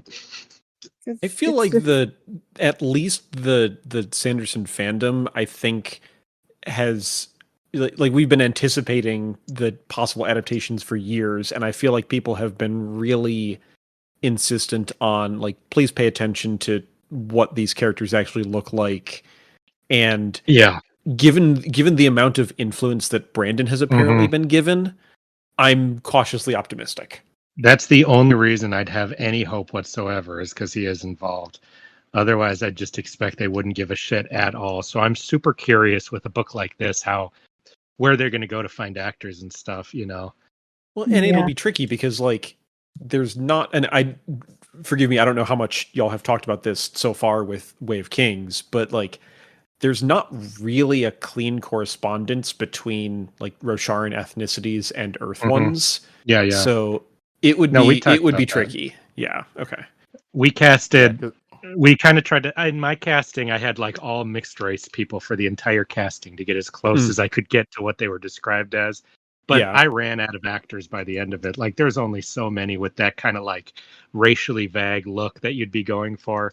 And you'll get to a point where you're just going to have to make a choice to have, like, especially like the main actors, sure, but background actors, I think would be a lot of work to figure out how to think, make like, them not look like just human ones. I think some of the hardest ones would be like Shallan, because like she's described, usually it sounds like very like Irish or Scottish or something, lighter skinned, red hair, but you still need like the epicanthic folds and stuff like Right, that. So you need right. like a mix, like Irish, Japanese or Korean actor to get it I forget. exactly how it is. or they just go the full way, which will get really angry. Just go the whole James Bond. You only live twice. Yeah, I Ooh. don't think they're gonna do Ooh. that for sure. I think they may make some choices that'll piss people off. I don't think they'll make that choice. Yeah, that one would. I don't know. That will definitely not happen. Even I would find that one kind of offensive. Jesus. That will definitely not happen. But I am so morbidly curious just to see how exactly people would react if that is what they tried. Yeah, I'm super curious about this world, how they're going to do it. Because, like you said, people have been thinking about this for, like, when did this book come out? Like, This one was 13-ish? yeah, so people have been thinking about this for a long fucking time. I bet there are a lot of kick-ass fan castings online, though. But I'm going to guess a both lot of them our are show- too expensive. Both our show and Justin's show regularly do fan castings. Yeah? Oh, fun. Which Who I do wanna you see cast as- more who'd you or cast less as useful Shallan in for here? us. We describe it as it's on our show. It's Sam and Caleb who will always work on casting, with Beth and I occasionally throwing someone in. Okay, so that's but- not your thing.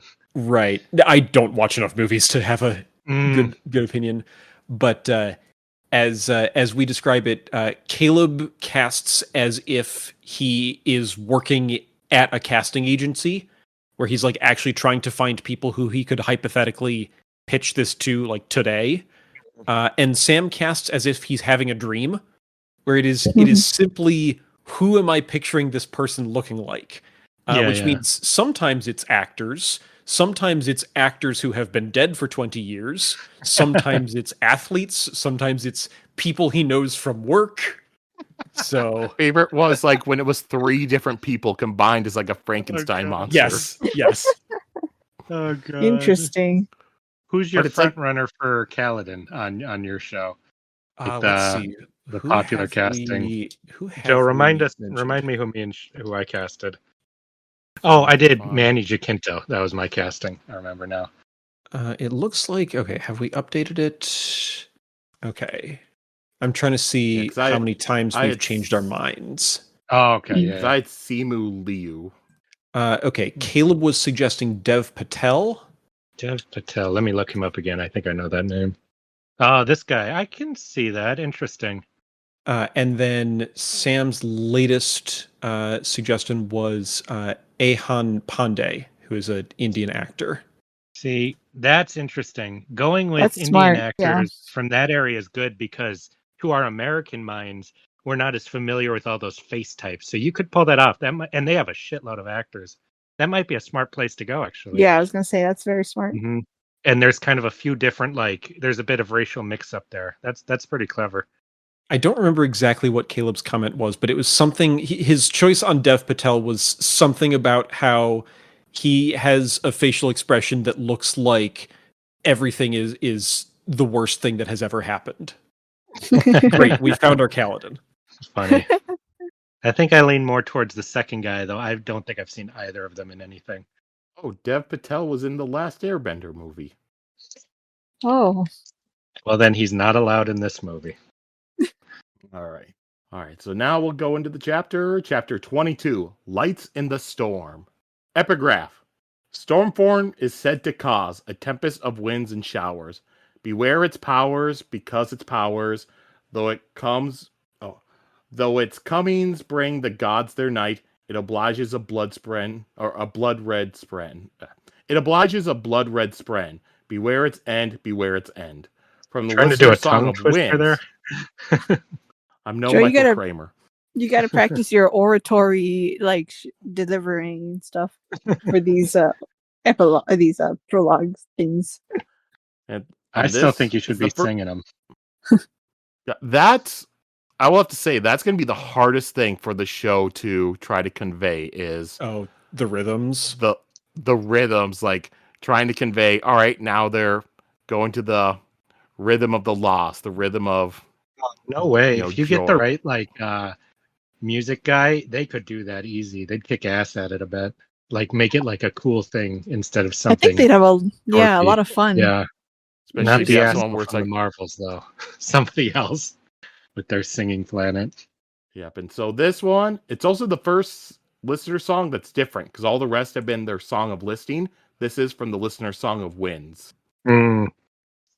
All right, so we're with Kaladin again, and Kaladin, he's at the palace in the Colin's rooms during a high storm, and Elhokar is sitting there complaining about a loose shutter that's rattling and stuff. And Adolin is currently sitting down looking through a book of sketches, while Renarin is sitting there kind of playing like a little toy box. And Dalinar and Navani are in a side room by themselves, and they refuse to allow a guard be posted inside. I don't know Sheta, why. I bet that did a lot for you there. Yeah, I was like, oh my, they're just so blatant about it. But then I forgot that they're probably doing his vision stuff. Like Mhm. I was like, No, Dalinar's a Dalinar little, is like busy. having a seizure in there. Yeah. Hey, like, I'm not dang. here to kink shame. Sorry, don't say that. I will perhaps kink ask why. All right, and Kaladin's kind of looking at the heating fabrial in the room. Renarin asks him if it's the first time he's seen one of these. And Renarin explains that, yeah, the heating fabrials, it's a new technology. And this one, his aunt had built herself. Why do you make Renarin sound like such a dweeb? He's so cute. Because he's The way kind you of a just voiced him dweeb. there, he sounded like such a dork. Like, oh, my aunt built this herself. It's He's just very like, "Shut interesting, the actually. fuck up, you fucking light eyes piece of shit. Like, I don't freaking care about this. Like, yeah, oh, how nice. So you don't get a little cold, like. Meanwhile, we're starving in mud and rain and stuff like that. They have fire. I meant This like was when, just at the worst of his life for Kaladin. Like, oh, does it then- make the room more comfortable for you? Sorry. And then Kaladin, he looks over Adolin's shoulder and he notices the book that he's looking at. It's a fashion folio, which surprises him. Adolin just kind of asks Kaladin, do you really need to be here? No one's going to attack us during a high storm. But Kaladin says that makes it the best time for an assassination attempt, since no one's going to be expecting it. And Elhokar, he agrees with Kaladin. I love that Elhokar is such a Kaladin fanboy.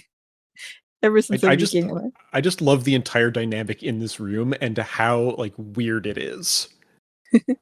Yeah. Because aren't also like Leighton and Moash and some others sitting around here too? I think they're mostly being like the background guards though, and Kaladin is just poking into every situation he can. You know, there was a time I kind of hoped that all these characters would meet up. I didn't think it would be this explicit. This is fun. This is like trapped in a storm. Mm-hmm. Everyone's just bored and in the same room. Eventually, the storm ends and Dalinar leaves his room, followed by Navani. And Kaladin, he had heard about Dalinar's fits during the storms. He had heard people saying that Dalinar was either frightened by them and goes into seizures, or that he was just losing his mind. I'm sorry, frightened by them is so funny to hear. That's like the worst rumor you could have about yourself as a commander. Yeah, he has to hide in his room with his girlfriend. He's so scared. He gets scared of storms in a world where they're very common. Now I can see why people were so worried about that getting out in the first book. Why his son was worried. Mm-hmm. Like, Dad, people are talking. Can you just, like, what's going on? Kaladin, he really wanted to know which one was true. And he asked if the numbers have shown up again, but Dalinar says no, they haven't. But in the past, sometimes they have shown up after the high storm's done. And Renarin and Adolin, they go over and they approach Dalinar and they ask him about the visions. He tells them, yeah, it was a repeat, and that the visions, they're not coming in the same order this time. Repeat. I've seen that episode before. Yeah, I was going to say. Just a repeat episode. I would actually like to watch a repeat because, you know, he can slightly... I mean, I know he's not anymore, but he can slightly affect what's happening. So I'd like to see how that goes, to do it a little different, but have the same thing happen. Well, and especially now that he knows a little bit more about like how this works. Mm-hmm. Like, I'd be like, let's go explore and see if we can find some little hidden knowledge programmed in this vision somewhere. Yeah. You're gonna let's game it out with the visions. Basically, see what you can find out, man. Just go to the fringes, see how far. Like, just don't even stay here. Start, like, see how many miles away you can get, stuff like that. I'd be very curious. I don't know if it would bear any fruit, but it would certainly be funner than just sitting and watching it. Watching a rerun. Yeah.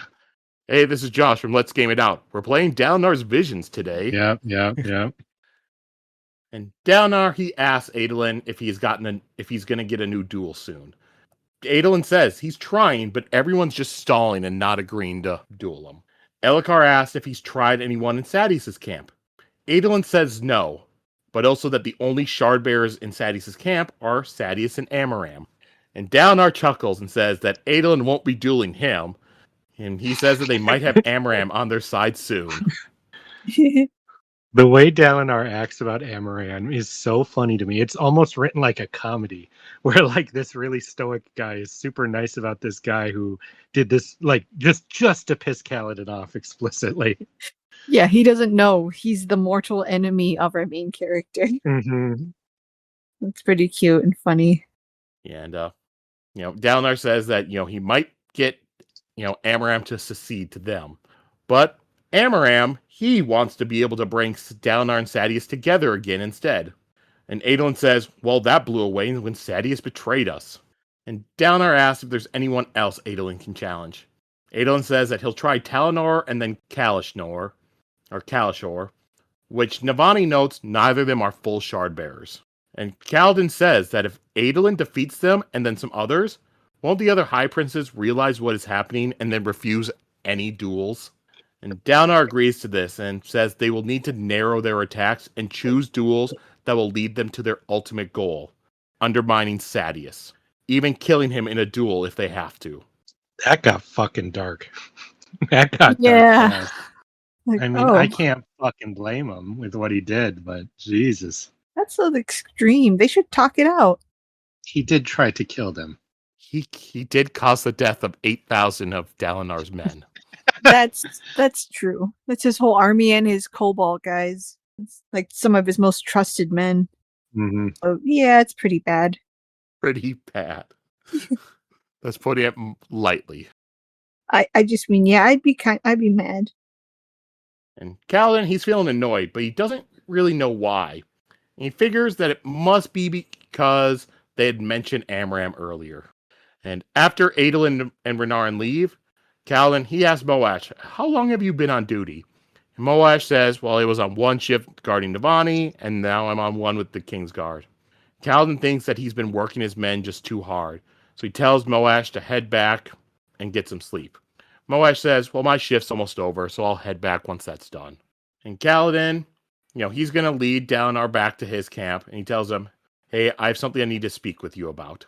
So after Dalinar finishes up with them some stuff, they're walking, and Kaladin tells Dalinar about how he had been in Amram's camp before, but was betrayed by him. I was shocked. We talked about this last week. Now I know why, Joe. I can't believe it. I told you, Sheta. I didn't think it would happen this frickin' soon, but... I'm disappointed. You're disappointed? Yeah. Why is that? Because I predicted that he would never be a tattletale crybaby and stuff. I'm sorry. What? We have a guest on. Sheta, please specify that you are only joking. Okay. Also for my sanity as well. Okay. What Lucius said. I was so confused for a second. Okay. And to be fair, when I asked you last time, I knew that Kaladin would tell him. I did not realize it was the next episode. I'm impressed. Yeah, you have to tell him. Was that? I was just going to say, it feels so soon. Mm-hmm. Yeah. Amram just got there, and he's like, he's here. I have to tell somebody. Stop with that. I can't even stand that as a joke, dude. I'm sorry. I just thought differently of Kaladin. That's all. I mean, I'm not judging what you him. should see it as is that shows just how much he's willing to trust Dalinar. It means that not only does he think maybe he will listen to me, even though I'm a Dark Eyes, but he thinks he needs to know this because he's trusting this man, and this man is not trustworthy. I think this actually says a lot about Kaladin's state of mind. I know. I'm not saying that. This is personal for me. How so? It's personal for me with how I imagined Kaladin being. Like I just imagine a different kind of he would handle this differently. How would he handle it? The version in your head. The version in my head would not tell anybody, but he would quietly stalk and take notes on Amram, his movements, maybe tell one of the guys to kind of keep an eye on him and his movements and report back to him. And then when finally everything is set, he will murder him. Jesus. Yeah. So, Sheta, I will ask same thing I asked last week's episode. What was the ideal Kaladin said at the end of last book? To protect those who can't protect themselves. So what part of becoming a spy, watching somebody, and then killing him once you had enough information? No. The spy thing makes sense. You're protecting Dalinar. The murder is what doesn't make sense. Well, if he's gonna he'll wait for him to do something, or that would endanger people, and then he would then use his powers to kill him there. Once he's got good reasons. So you want him to be Dexter. That's what you're saying. Yes. Be in the right position, right circumstances, and then bam. No, I don't believe you. I do not believe that's what you wanted out of Kaladin, based on everything you said about him. And how do you think Syl would feel about that plan? Well, she doesn't like any kind of violence, so she would just disappear for a bit. So you wanted to see a dark plot where he does something bad and suffers for it immensely. Yeah, well, he's gonna lose his powers after that because obviously that's against the rules for him. But you just hate seeing Kaladin be happy. Is that what it is? It's just will track with how I see him. That's all. Yeah. Unfortunately for him. Dalinar responds to this by thinking, because Kaladin said that Amram betrayed him, so he thinks, Well, Amram just made a poor decision that got Kaladin's men killed. But Kaladin tells him, no, that wasn't it. Kaladin thinks he has not told anybody else this, not even Rocked or Teft. But Syl nods at him to continue. So Kaladin tells Dalinar about, how he was the one that killed that shard bearer, and then Amram took the shards for himself, and he killed everyone that knew and branded Kaladin a slave. Dalinar says that Amram is one of the best men he knows, and that his honor is spotless. And he asks Kaladin if he has proof of this, because he can't just take one man's word on something like this. Kaladin responds, you mean one Dark Eye's word? But Dalinar disputes, no, that's not what I said. And Kaladin says, there were some of Amram's guards there, and there was also a Storm Warden, had like a beard like an Ardent and stuff. And Dalinar asks if he's told anyone else this.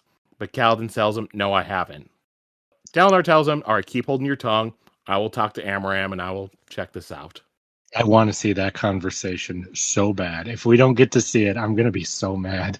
Yeah, that would be crazy. Like, about like a couple years ago, did you take your shard plate from a blade from a slave? Like, Yeah, that's a delicate thing to bring up.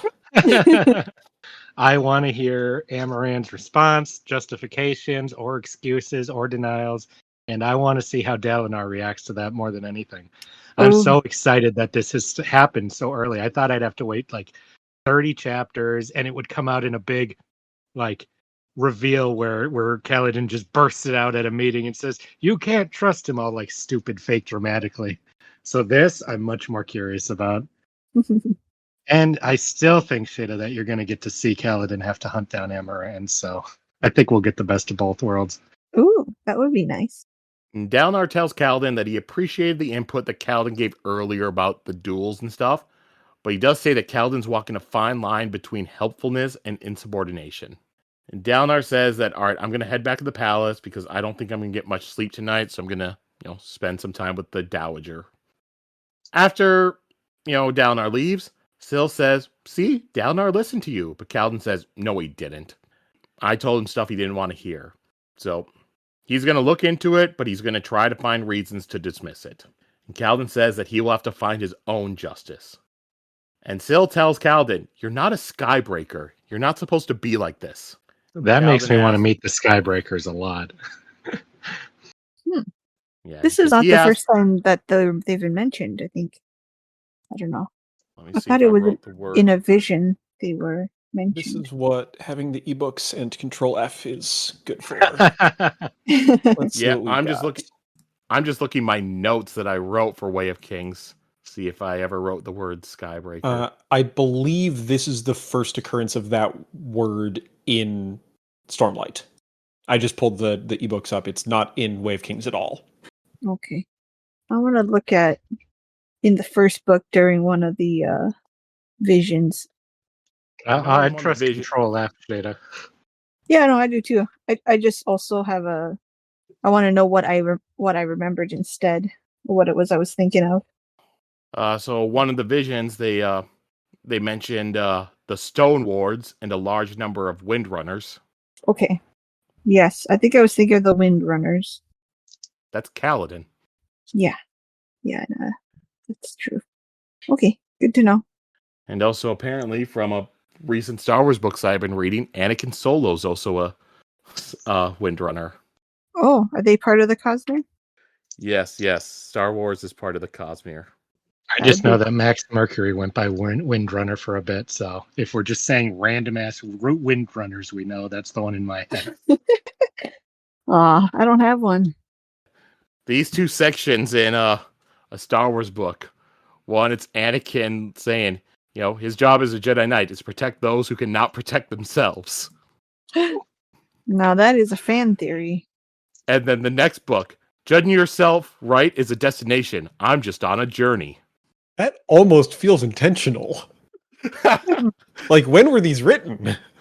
This was those were early New Jedi Order, so it's like year 2000. Okay.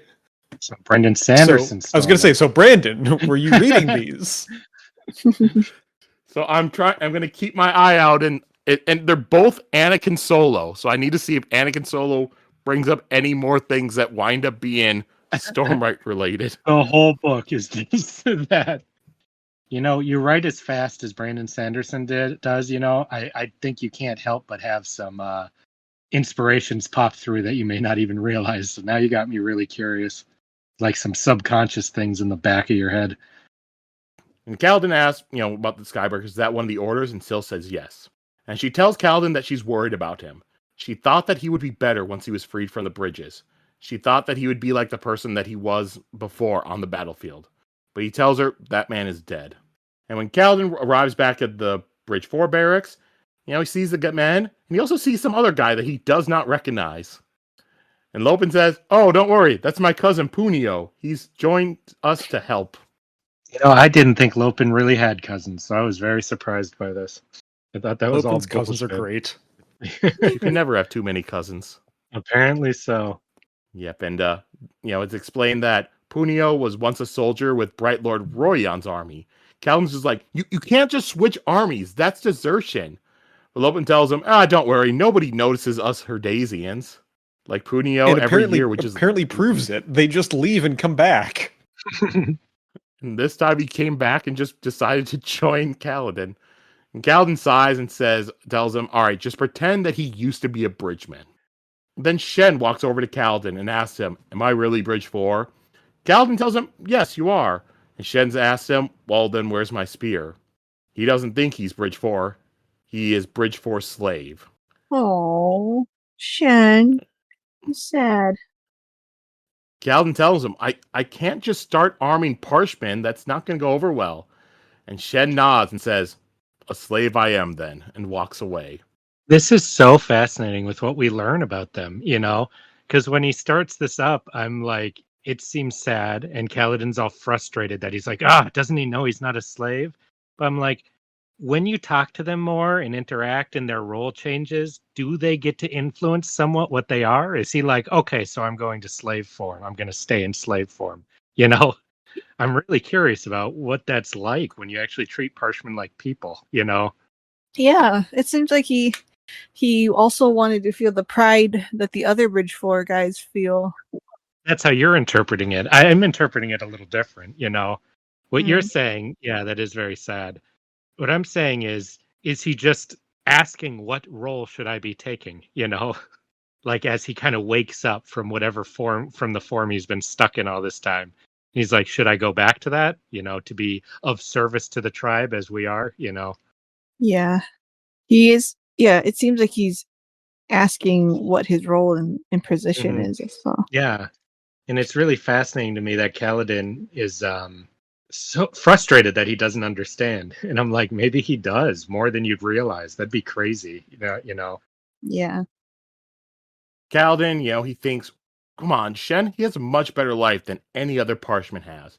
But then Kaladin remembers how he himself felt when he was a well-treated slave. And at this point, Natum runs into camp and shouts, the king, an assassin! And that's the end of the chapter. That was such a clickbait thing with how the next one starts. I was kind of annoyed. And at least we didn't cut the episode there. Joe, you should have. That would have been fucking hilarious.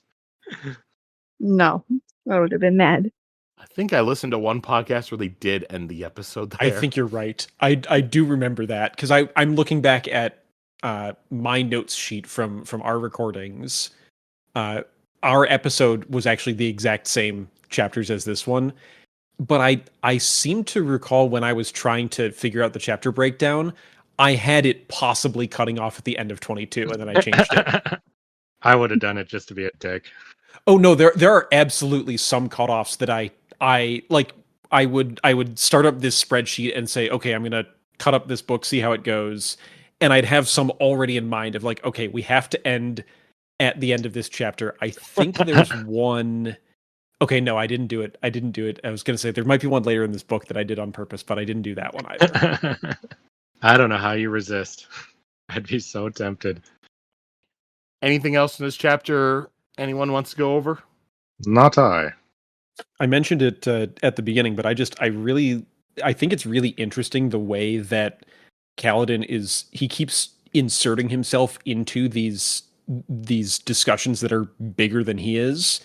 Mm-hmm. And we like it because we know he's the protagonist, but it's causing a bit of friction where, especially like Adolin is looking over going, why are we listening to him? Like, why is he even here? I think that's really interesting. Mm. And Adolin also really does not trust him, because Adolin's like, he's No. hiding something. Which, truthfully, Which he Kaladin is. is hiding something. Yeah, it's like, yeah, same thing in the last meeting. Everyone like looked at, only Dalinar's just like, all right, that's good. All right. So this chapter title was Lights in the Storm. Why do you believe that was chosen to be the chapter? No guesses. For these few moments of respite and camaraderie and playfulness between when things are horrifically deadly and terrible. As well as I believe that Kaladin was seeing some lights in a storm at the beginning. All right. Yep. So we will we'll go on to our last chapter for today, chapter 23, Assassin. The king was fine. Epigraph. Yeah, we got to do that first. Yeah. Nightform predicting what will be, the form of shadows, mine to foresee. As the gods did leave, the Nightform whispered, a new storm will come, someday to break. A new storm, a new world to make. A new storm, a new path to take, the Nightform listens. From the Listener's Song of Secrets, 17th stanza. Jesus. This stuff's getting weird. I want to see them take some of these forms. This sounds cool. All right. Yep, so with the chapter, Kaladin ran back to the palace, but he finds out that the king was fine. Bullshit. I was so excited. I always forget the king is Elhokar. I think Because he... a lot of the people here in the war camps forget that the king is Elhokar. Yep, and Elhokar, he, when Kaladin arrives, he points out and be like, see, at least he ran here. This is what a good bodyguard looks like. And Kaladin, he finds Moash there, and he points out, hey, aren't you supposed to be back at the camp? Moash says the same to Kaladin. He explains that he just left when his shift was done, and then he heard yelling and came back. And Moash, he leads Kaladin out onto the balcony, and there's like a section of the iron rail had like twisted and like bent outwards over a huge like couple 100-foot drop. Moash explains that, yeah, the king had come out here to think, he leaned against the rail, then it broke and he almost fell to his death. Elhokar was like out there hanging on for his life until someone was able to pull him free. I wanted to see that. That imagery is so humorous to me, knowing that he's safe and fine now, But like almost falling off a cliff is one of the stupidest ways to die or almost die. Especially just him being like, oh shit, And then they say he was cursing like a sailor or whatever they said in a bit. I thought that was very funny. Elhokar is hilarious. I hope nothing bad happens to him. Yep, and Kaladin's looking at the rail. It's a rail that had been soul casted into iron. So, there's no like weld points in it. It's all like one big piece. So it should not have just like broken like this. I always love when they point out that this is a way that they can construct things where they just, you build it out of whatever, and then it becomes one solid piece. Yeah, and you can build it like so sturdy out of rope and what they said, like you could build it in a way you can't do with metals. And it can Right. You can do it for virtually free out of garbage and make it way stronger and more efficient than it ever could be. Like, I'm really into this technology. I think it's awesome. Then Dalinar, he walks out onto the balcony and he asks to speak with Kaladin alone. So once they're alone, he tells Kaladin, hey, this was not your fault. And Kaladin tells him that, yeah, it looks like somebody chipped at the mortar and sabotaged the railing. But whoever did this was just an idiot. This trap could have easily gotten somebody else, or the king, he could have survived it, which is what happened. And Dalinar says that, yeah, I've been expecting assassins. And Kaladin says, this plan was just too convoluted.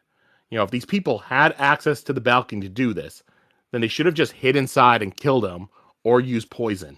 Dalinar points out the king's food and drink, it's tested, and a hidden assassin might wind up running into guards. But them doing this assassination plan does tell them something. These people, they're not idiots, they're just cowards. They want to make the assassination look like an accident, and they are timid. But Kaladin notes they made a mistake, though. The cut, and the iron, it's just so cleanly cut that it could only possibly have been made by a shard blade. So Dalinar tells Kaladin, all right, we're going to have to move up your timetable for you taking over guarding Elhokar. And he says that this was done by somebody on the inside. whether it be like a servant or a guard. Somebody had to have regular access here in order to do this. And Kaladin asked Dalinar if this was the assassination attempt he was expecting, but Dalinar says no. This was not done by somebody who knows what they are doing. If Sadeas or the assassin that killed Gavilar decided to strike, it would not go well for them. And as Dalinar leaves, Kaladin, he can hear Elhokar inside ranting like a spoiled child. And Kaladin thinks that a king is supposed to act better than that. If this had happened to Dalinar, Dalinar would not be ranting like this. But Kaladin thinks that it's not his job to judge these people, just protect them. And that's the end of our chapters for this week. See, Joe, wouldn't it have been fucking funny to have me and Sheta hate you so much for making us wait a week, and then we just do that little bit? This is why I'm glad you're not in charge. To be honest, most of my breaks where I have the stuff in, I completely forgot where I break them because I set up these breaks like 2 years ago.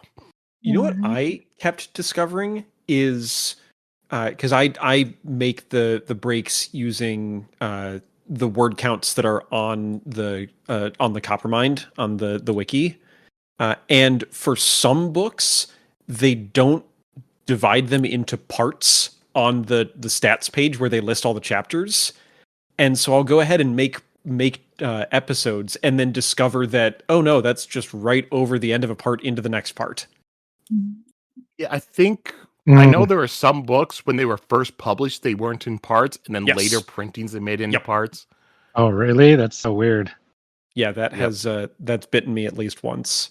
But for Stormlight, because the parts are so like significant, that those are a little more clear. Yeah, my way is a little less set up exactly like that. Mine, I have my book. Usually I'll flip forward about 50 pages and try to find roughly about where it works. And if I ever have I always check to see the parts. It's like, all right, this part, okay, I'm going to have 90 pages left. I'll try to split it up so I have 2 45-page sections Yep. When we finished up Oathbringer recently, we had a very interesting division, which people will be well aware of. It's one thing I don't envy the people who do Wheel of Time. Oh yeah. You have the one chapter that's longer than, Harry Potter and the Philosopher's Stone. Does it deserve to be that long? Is it really good? Oh yeah. It's the final book, and it's written by Brandon Sanderson. He said that he wanted to do this for fun and just make one super long chapter, and it makes sense. I just found a screenshot of someone listening to the audiobook for A Memory of Light, and that chapter in Wheel of Time. The audiobook is 9 hours long for one chapter. That's pretty fucking awesome. That's how I first listened to it. It's because I was listening to audiobook, and I had a week off of vacation, and it's like, you know what? My first day, I'm just going to listen to the rest of this book. I had 8 hours left. So I'm just listening to it. And then when it gets to the end of it, then it's chapter 54. And I realize, when was the last time I heard it say chapter? Oh, that's awesome. Okay, so back to Words of Radiance. Anything else from this chapter anyone wants to go over? I'm just going to be so mad if Elhokar's just doing a fake killing of himself again. I wonder. He's like, oh, it got cut. Oh, no. It's I'm falling. Guys, come on. If he just climbed down. Yeah. I don't think so, but... why would he do that? Why did he do it the first time? I think he's got some weird issues. I'm curious. He's paranoid. Yeah, but he's also seeing stuff in his mirrors, So I'm just wondering what his deal is. I'm sorry. Remind me of seeing stuff in his mirrors. He told Dalinar and Sadeas that I'm seeing things in the mirrors, like those, symbol heads watching me. Oh yeah. Mm-hmm. That was cool. Yeah, I'm very curious. So he's gonna get powers and be a major character, Sheta. That would be great. You want that? I like Elhokar. He's so funny. I'm the one who would hate that. Okay. Yeah, you hate him. I always thought he was fun. I think he's all harmless, but I want to see if that's true or not. I don't think so. He might be the secret villain. Nope, I don't think he is. Him or Renarin? That's my. I think it's Renarin. I think Renarin did that. Yeah. I haven't trusted Renarin from the first book for some reason. And he has so little, he does so much while doing so little that I just cannot trust the guy. Though, Yeah. And I think his motivation is everyone knows Elhokar is a weak king and Dalinar would be a better king. I think that might be his motivation. I don't know if he has but this was a cowardly kill. So Yeah. that's my official theory, though. They said a lot about that. Like this whoever's doing this is not very good at it. Yeah, but I don't know if he's that dumb. I So we'll don't see. think he's dumb, but he's not really street savvy. So Mm-hmm. a lot of times when smart people try to do stuff like that, they fail because they've never done it before. So this chapter was called Assassin. Why do you believe that was chosen for the chapter title? Fuck you, Joe. That's Joe. why. Retire this segment. It's so. It's because that's Renarin's true form. He's the assassin. You know what? Ask the guest this. We're not going to answer this one this time. All right, Justin, why was this chapter called Assassin? Well, I think it was because of the possible assassin. Oh, that's good, dude. Yeah, I like that. I didn't think of that one. Yeah. Good answer. Cool, I'm not Sure, I'm fired. glad you asked that, Joe. Hey, you said that you don't even look at the chapter titles. This is my way of making you think I about didn't them. know this was called Assassin until you told me. So that is very fair. So it's Justin's fault? Yeah, Justin. Be more like Lucius. All right. So now let's go over to our theories and predictions segment. First of all, Justin, do you have any questions you want to ask them? That's a good question. If you want to think, I can ask them something. Yeah, no, give me a sec. All right. We'll ask. We'll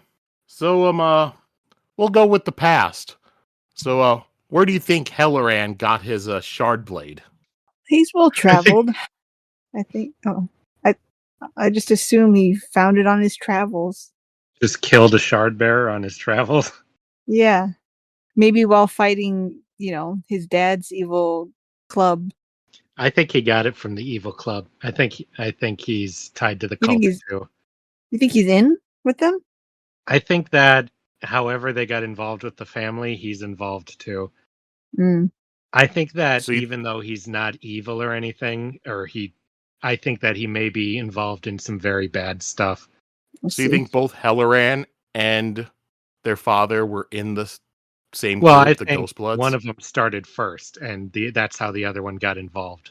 I think it's an old family club, and that Helleran got his shard blade and was like, "Now I've got the power to get out, and I will fight you guys." Yeah, like that. All right, and then how's Shallan Travels gonna go now with her new caravan to the Shattered Plains? I think that one or more of the guys they're with are going to think, no, we can't go back. They're going to freak out and turn on her, and Gaz is going to save her life. That's what I expect. Yes. Yeah, because he really believes he wants this new chance thing, because he doesn't see himself as a bad man deserving of what happened to him, So I think he's going to be all in on this. That's before Yasna shows back up, of course. Just from that portal I was talking about before, saying, yep, I used a portal to get off the ship, and I took the knife out of my chest. as the turtle from Teenage Mutant Ninja Turtles 2, of course, which will be a bit of a bummer, but you work with what you got.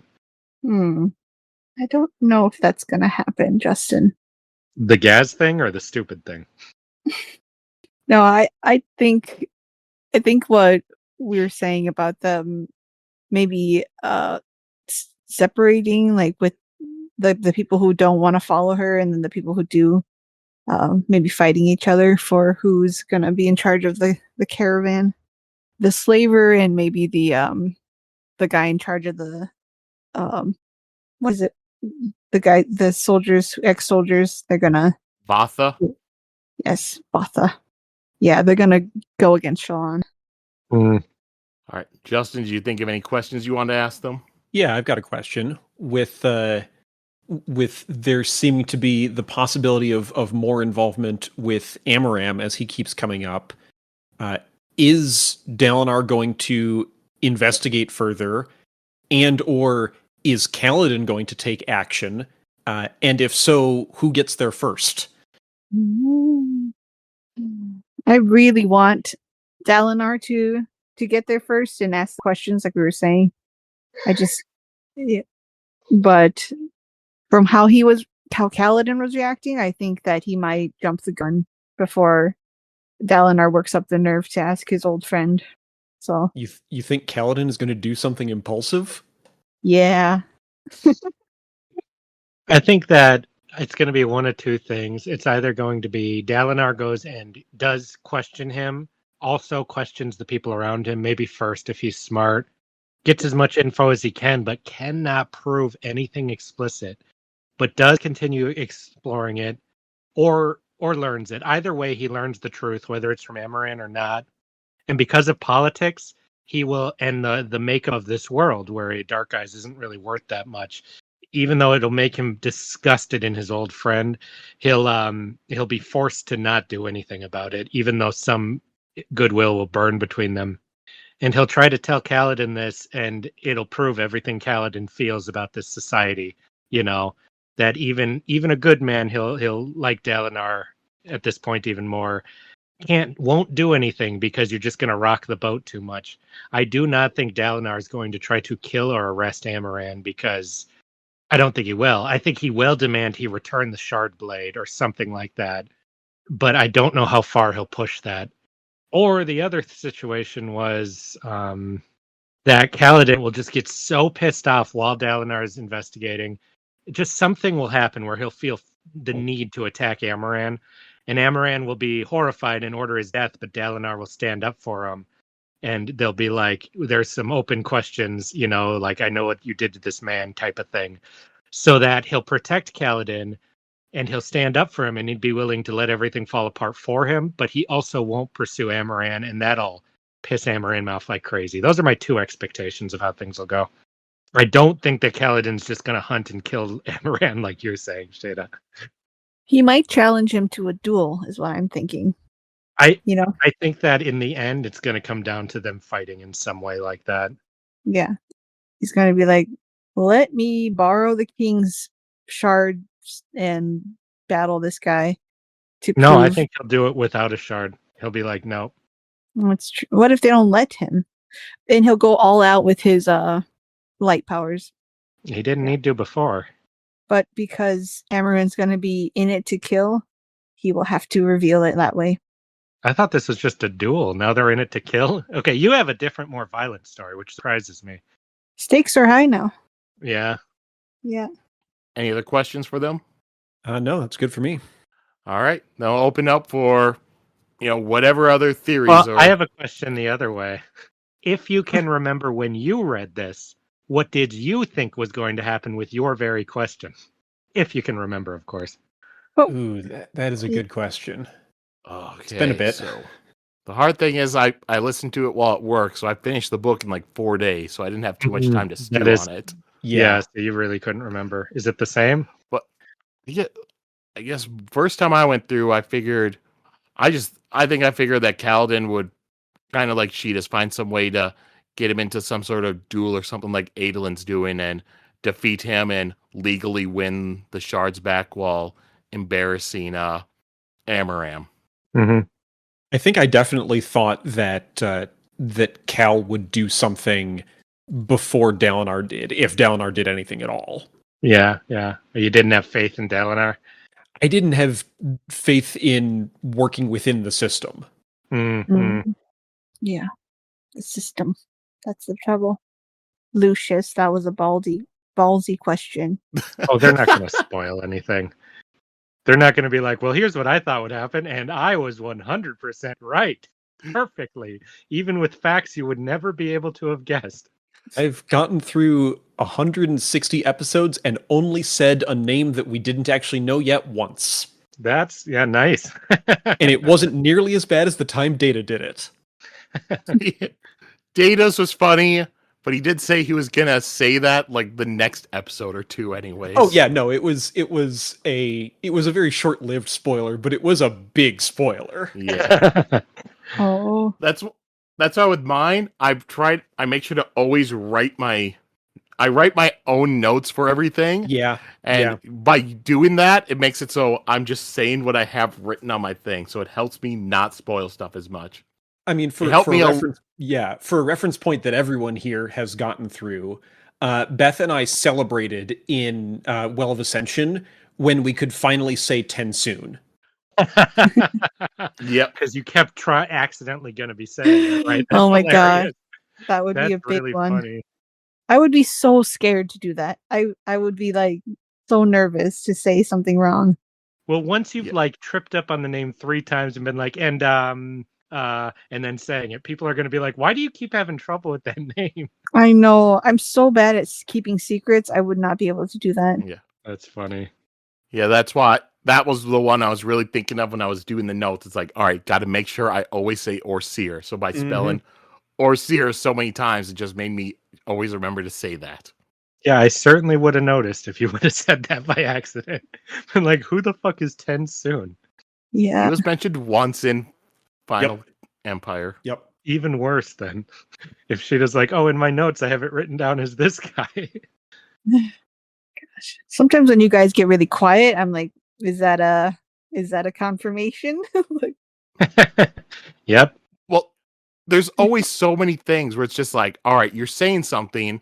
I don't know whether to correct you on this or just let you go with it. Sometimes a correction can be a spoiler too, so that's good. yeah. And like sometimes like there is information that already proves this wrong. It's like, is it enough where I should say it or point it out or just let you go with it? All right. So yeah, any theories or anything you two just want to throw out there? Just again, I already kind of said about Zahel being from another world. He says that weird quote about eating the wrong flower. And then he starts talking about Adolin or Renarin, I'm not sure, but he says that he's the son of possibly the strongest man on this, and he gets cut off. But Did he really? yeah. Why did he get cut off? I think Renarin fell down or something, but Interesting. he could have been saying on this planet or this world or something like that, you know?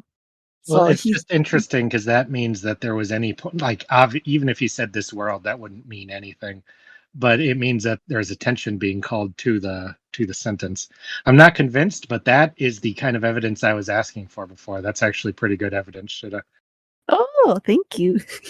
Yeah, you don't hear that often. Yeah, so then if he is, I do think he is that same Scar assassin that killed the shoemaker, that his edict is from a larger Cosmere. Oh, Sheta, if you turn this character into a multiverse traveling Judge Dredd guy, you just made my favorite character by far in this entire He thing. seems like it. He seems I like have that. no feeling of that from him, but now you got my hopes up. Because the way he came in and what he knew about this character was very like specific and odd and stuff. So yeah, he wants to travel the multiverse or the Cosmere. I'm sorry, killing off plot critical characters. Something for his own purposes or the purposes of his edict and stuff. So he's been, and he says he's very old. Anytime a character says that, I'm like, how old? Like how many centuries? Or, you know? Yeah. So it's that, or if it's not like that, he's probably an old, like, Radiant or Herald person, you know? That makes a lot more sense, Sheta. Yeah. I know. I was like, wait a minute. It's probably not something that big because he does live here. It seems like, you know, he's got a history. He's an old sword master. Yeah. So that makes more sense. But yeah. You got my hopes up for nothing there. I know. I got my hopes up. I was like, yeah. Mm-hmm. I have no theories this week besides the Renarin thing, which I barely call a theory. Yeah, that was my theory. All right. Then we'll just go to our characters of the week.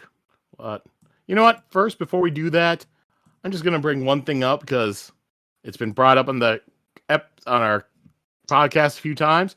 So a couple weeks ago, I did set up a poll when I put up an episode to answer a question that Sheta had. The poll was, is Moash hot? Oh, Oh, God. yes.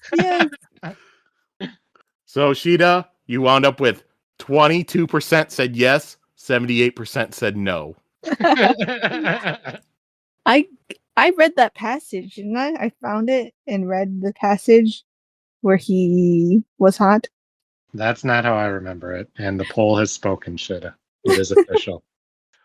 All right. Now let's go to the characters of the week. I gotta pick Gaz this week because he showed up again. It's that simple. I was so excited to see him, and I'm very curious where he's gonna go after this. So I gotta pick my boy Gaz. Your boy Gaz. My boy Gaz. Yep. Who else? I really liked Zahel. I thought that he was very mysterious and interesting, and that he challenged Kaladin. And he seemed so wise with Kaladin and Adolin. So, yeah. And Renarin too. I just like that kind of character. I'm glad to see an old master like that. I was also going to pick Zahel just because I love that he can have interactions with characters that it feels like nobody else can. But also I really like Kaladin in this section and the way that he's trying to figure things out and also not quite fitting in the new position that he has. I think it's really interesting. Mm-hmm. And with me, I'm going with Shallan. I just like the way she was able to just go talk to the deserters and stuff and just convince them to help out and appeal to what they want inside, and pretty much what Justin's saying, almost like a soul casting thing by convincing them to be what they want to be. All right. So then we'll go over to the quotes of the week. Or Justin, if you want to go first, since you're the guest, and that way it doesn't get stolen. Sure. Yeah. No. Related to what I said about Kaladin trying to deal with this entirely new problem. This is from as Kaladin is leaving the palace after talking with Dalinar, and he's talking with Syl. And he says, during my time as a bridgeman, all I had to worry about was my men. Now things are different. I have to become someone. I just don't know who yet. And I think that's it's an interesting problem for a protagonist to have in particular, because like we agree because we're reading about him. You know, you have to do something cool and become something interesting and new. And Kaladin is stuck there going, right, but I don't know what that is. Yeah, it's interesting to see become something else. Almost like I know Oliver what Queen. you're doing. Yeah. Yeah. I know what he should be. He should become their champion. Their wind running champion. I'll go next then. My quote is you basically ran over it twice, Joe, but it's just Shallan after talking to the deserters. I can't believe it worked, Shallan said. Ah, you are good with lies. No, I mean, that was a figure of speech. It was impossible they'd actually listen to me. Hardened criminals. You are lies and truth, Pattern said softly. They transform. What does that mean? It was hard to sketch with only the light of Solace to see by, but she did her best. Oh. You spoke of one surge earlier, Pattern said. Light weaving, the power of light. But you have something else. The power of transformation. Soul casting? Shallan said. I didn't soul cast anyone. And yet you transformed them. And yet. I think I just really wonder if that is real or not. If it's just kind of playing with ideas, or if it is soul casting. You know, she drew herself as this radiant woman in like super nice clothes and stuff like that, and she appeared that way to them. Like, is that actually magic, or was it just, I think that it might have been real magic and stuff, and that she did transform or use something, Like imagination is the fifth dimension, like that, Sheta. Yeah. Yep. Shallan just put on a veil that made her look more radiant. All right. I'm going to sound different because I had to switch mics because this thing was about to die. So forgive that. But mine is after they've defeated the bandits. People groaned, though some of those groans cut off as How do you say that? You said it like 10 times. Vatha. That's how you said it. Though some of those groans cut off as Vatha executed the bandits one by one. Shallan didn't stop him. He did the duty grimly, and as he walked past, he didn't look at her.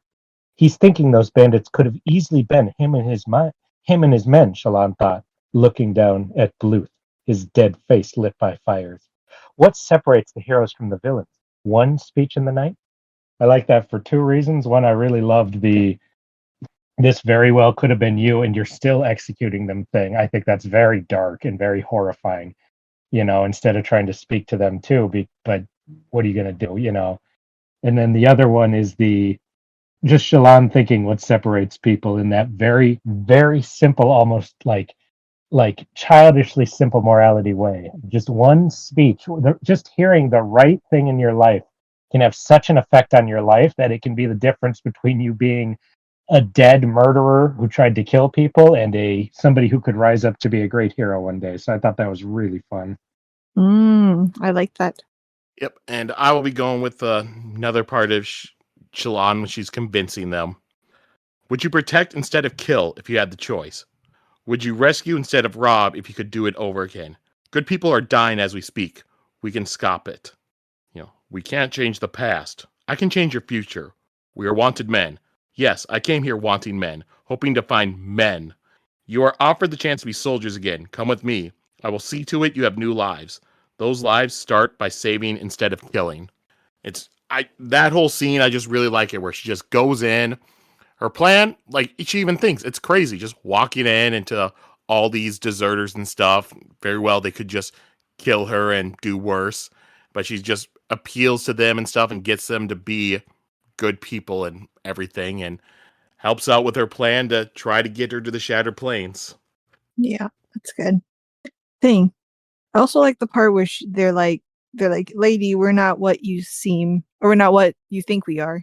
And she goes, you're not what you think you are. So that's similar to you. So I actually did two quotes, but that's the beginning of that kind of convincing that she does. I think it's really good. All right. Yeah, so then so now let's look forward to next week. So next week, what we'll be reading will be chapters 24 through 28. So 5 more chapters next week. So now before we go, Justin, if you have anything you want to promote about your show or anything, feel free to do it. Sure. Because we may have a new viewer or two from this. Go to Profanity Beaver on Instagram or anywhere else. You? What? Damn it. I thought I was getting the free publicity. I forgot that it's him. Curses. We only have to deal with this for a few more minutes. No, I'll go through the whole spiel real quick. I help make There's Always Another podcast. If you like this show, you may like ours as well. We've been reading through the Cosmere with two veterans and 2 first-time readers. We just finished up Oathbringer. If you're looking for us right now, we're taking a couple of weeks to build up our recording buffer, but we'll be starting Bands of Mourning very shortly. You can find us on alwaysanotherpodcast.com. Or There's Always Another Podcast in whatever your podcast app of choice is. And you can find us around social media at Always Another Pod on Instagram and Blue Sky, or Always Another Pod at kind.social on Mastodon. Wow. Why don't we have a website, Joe? Because we don't have a name that's that good. Sheta, that involves work. You realize that we don't even say plugs anymore. Yeah, but their show. I listen to it every week. It gives my, stamp of approval. It's good. I appreciate that. Yep, and yeah. So everyone, go listen to that. Read the chapters for next week, and maybe also for next week, what else you can do? Maybe go buy yourself a nice pair of boots. Wear that around. Get comfortable. I'd say go Boots. moccasin. Ooh. Get something you can wear to the Ren Fest this year. Unironically, yes, Ren fairs are awesome. Yeah. So excited. Yep. All right, everyone, go do that, and yeah, bye-bye. Ciao. Right. Bye.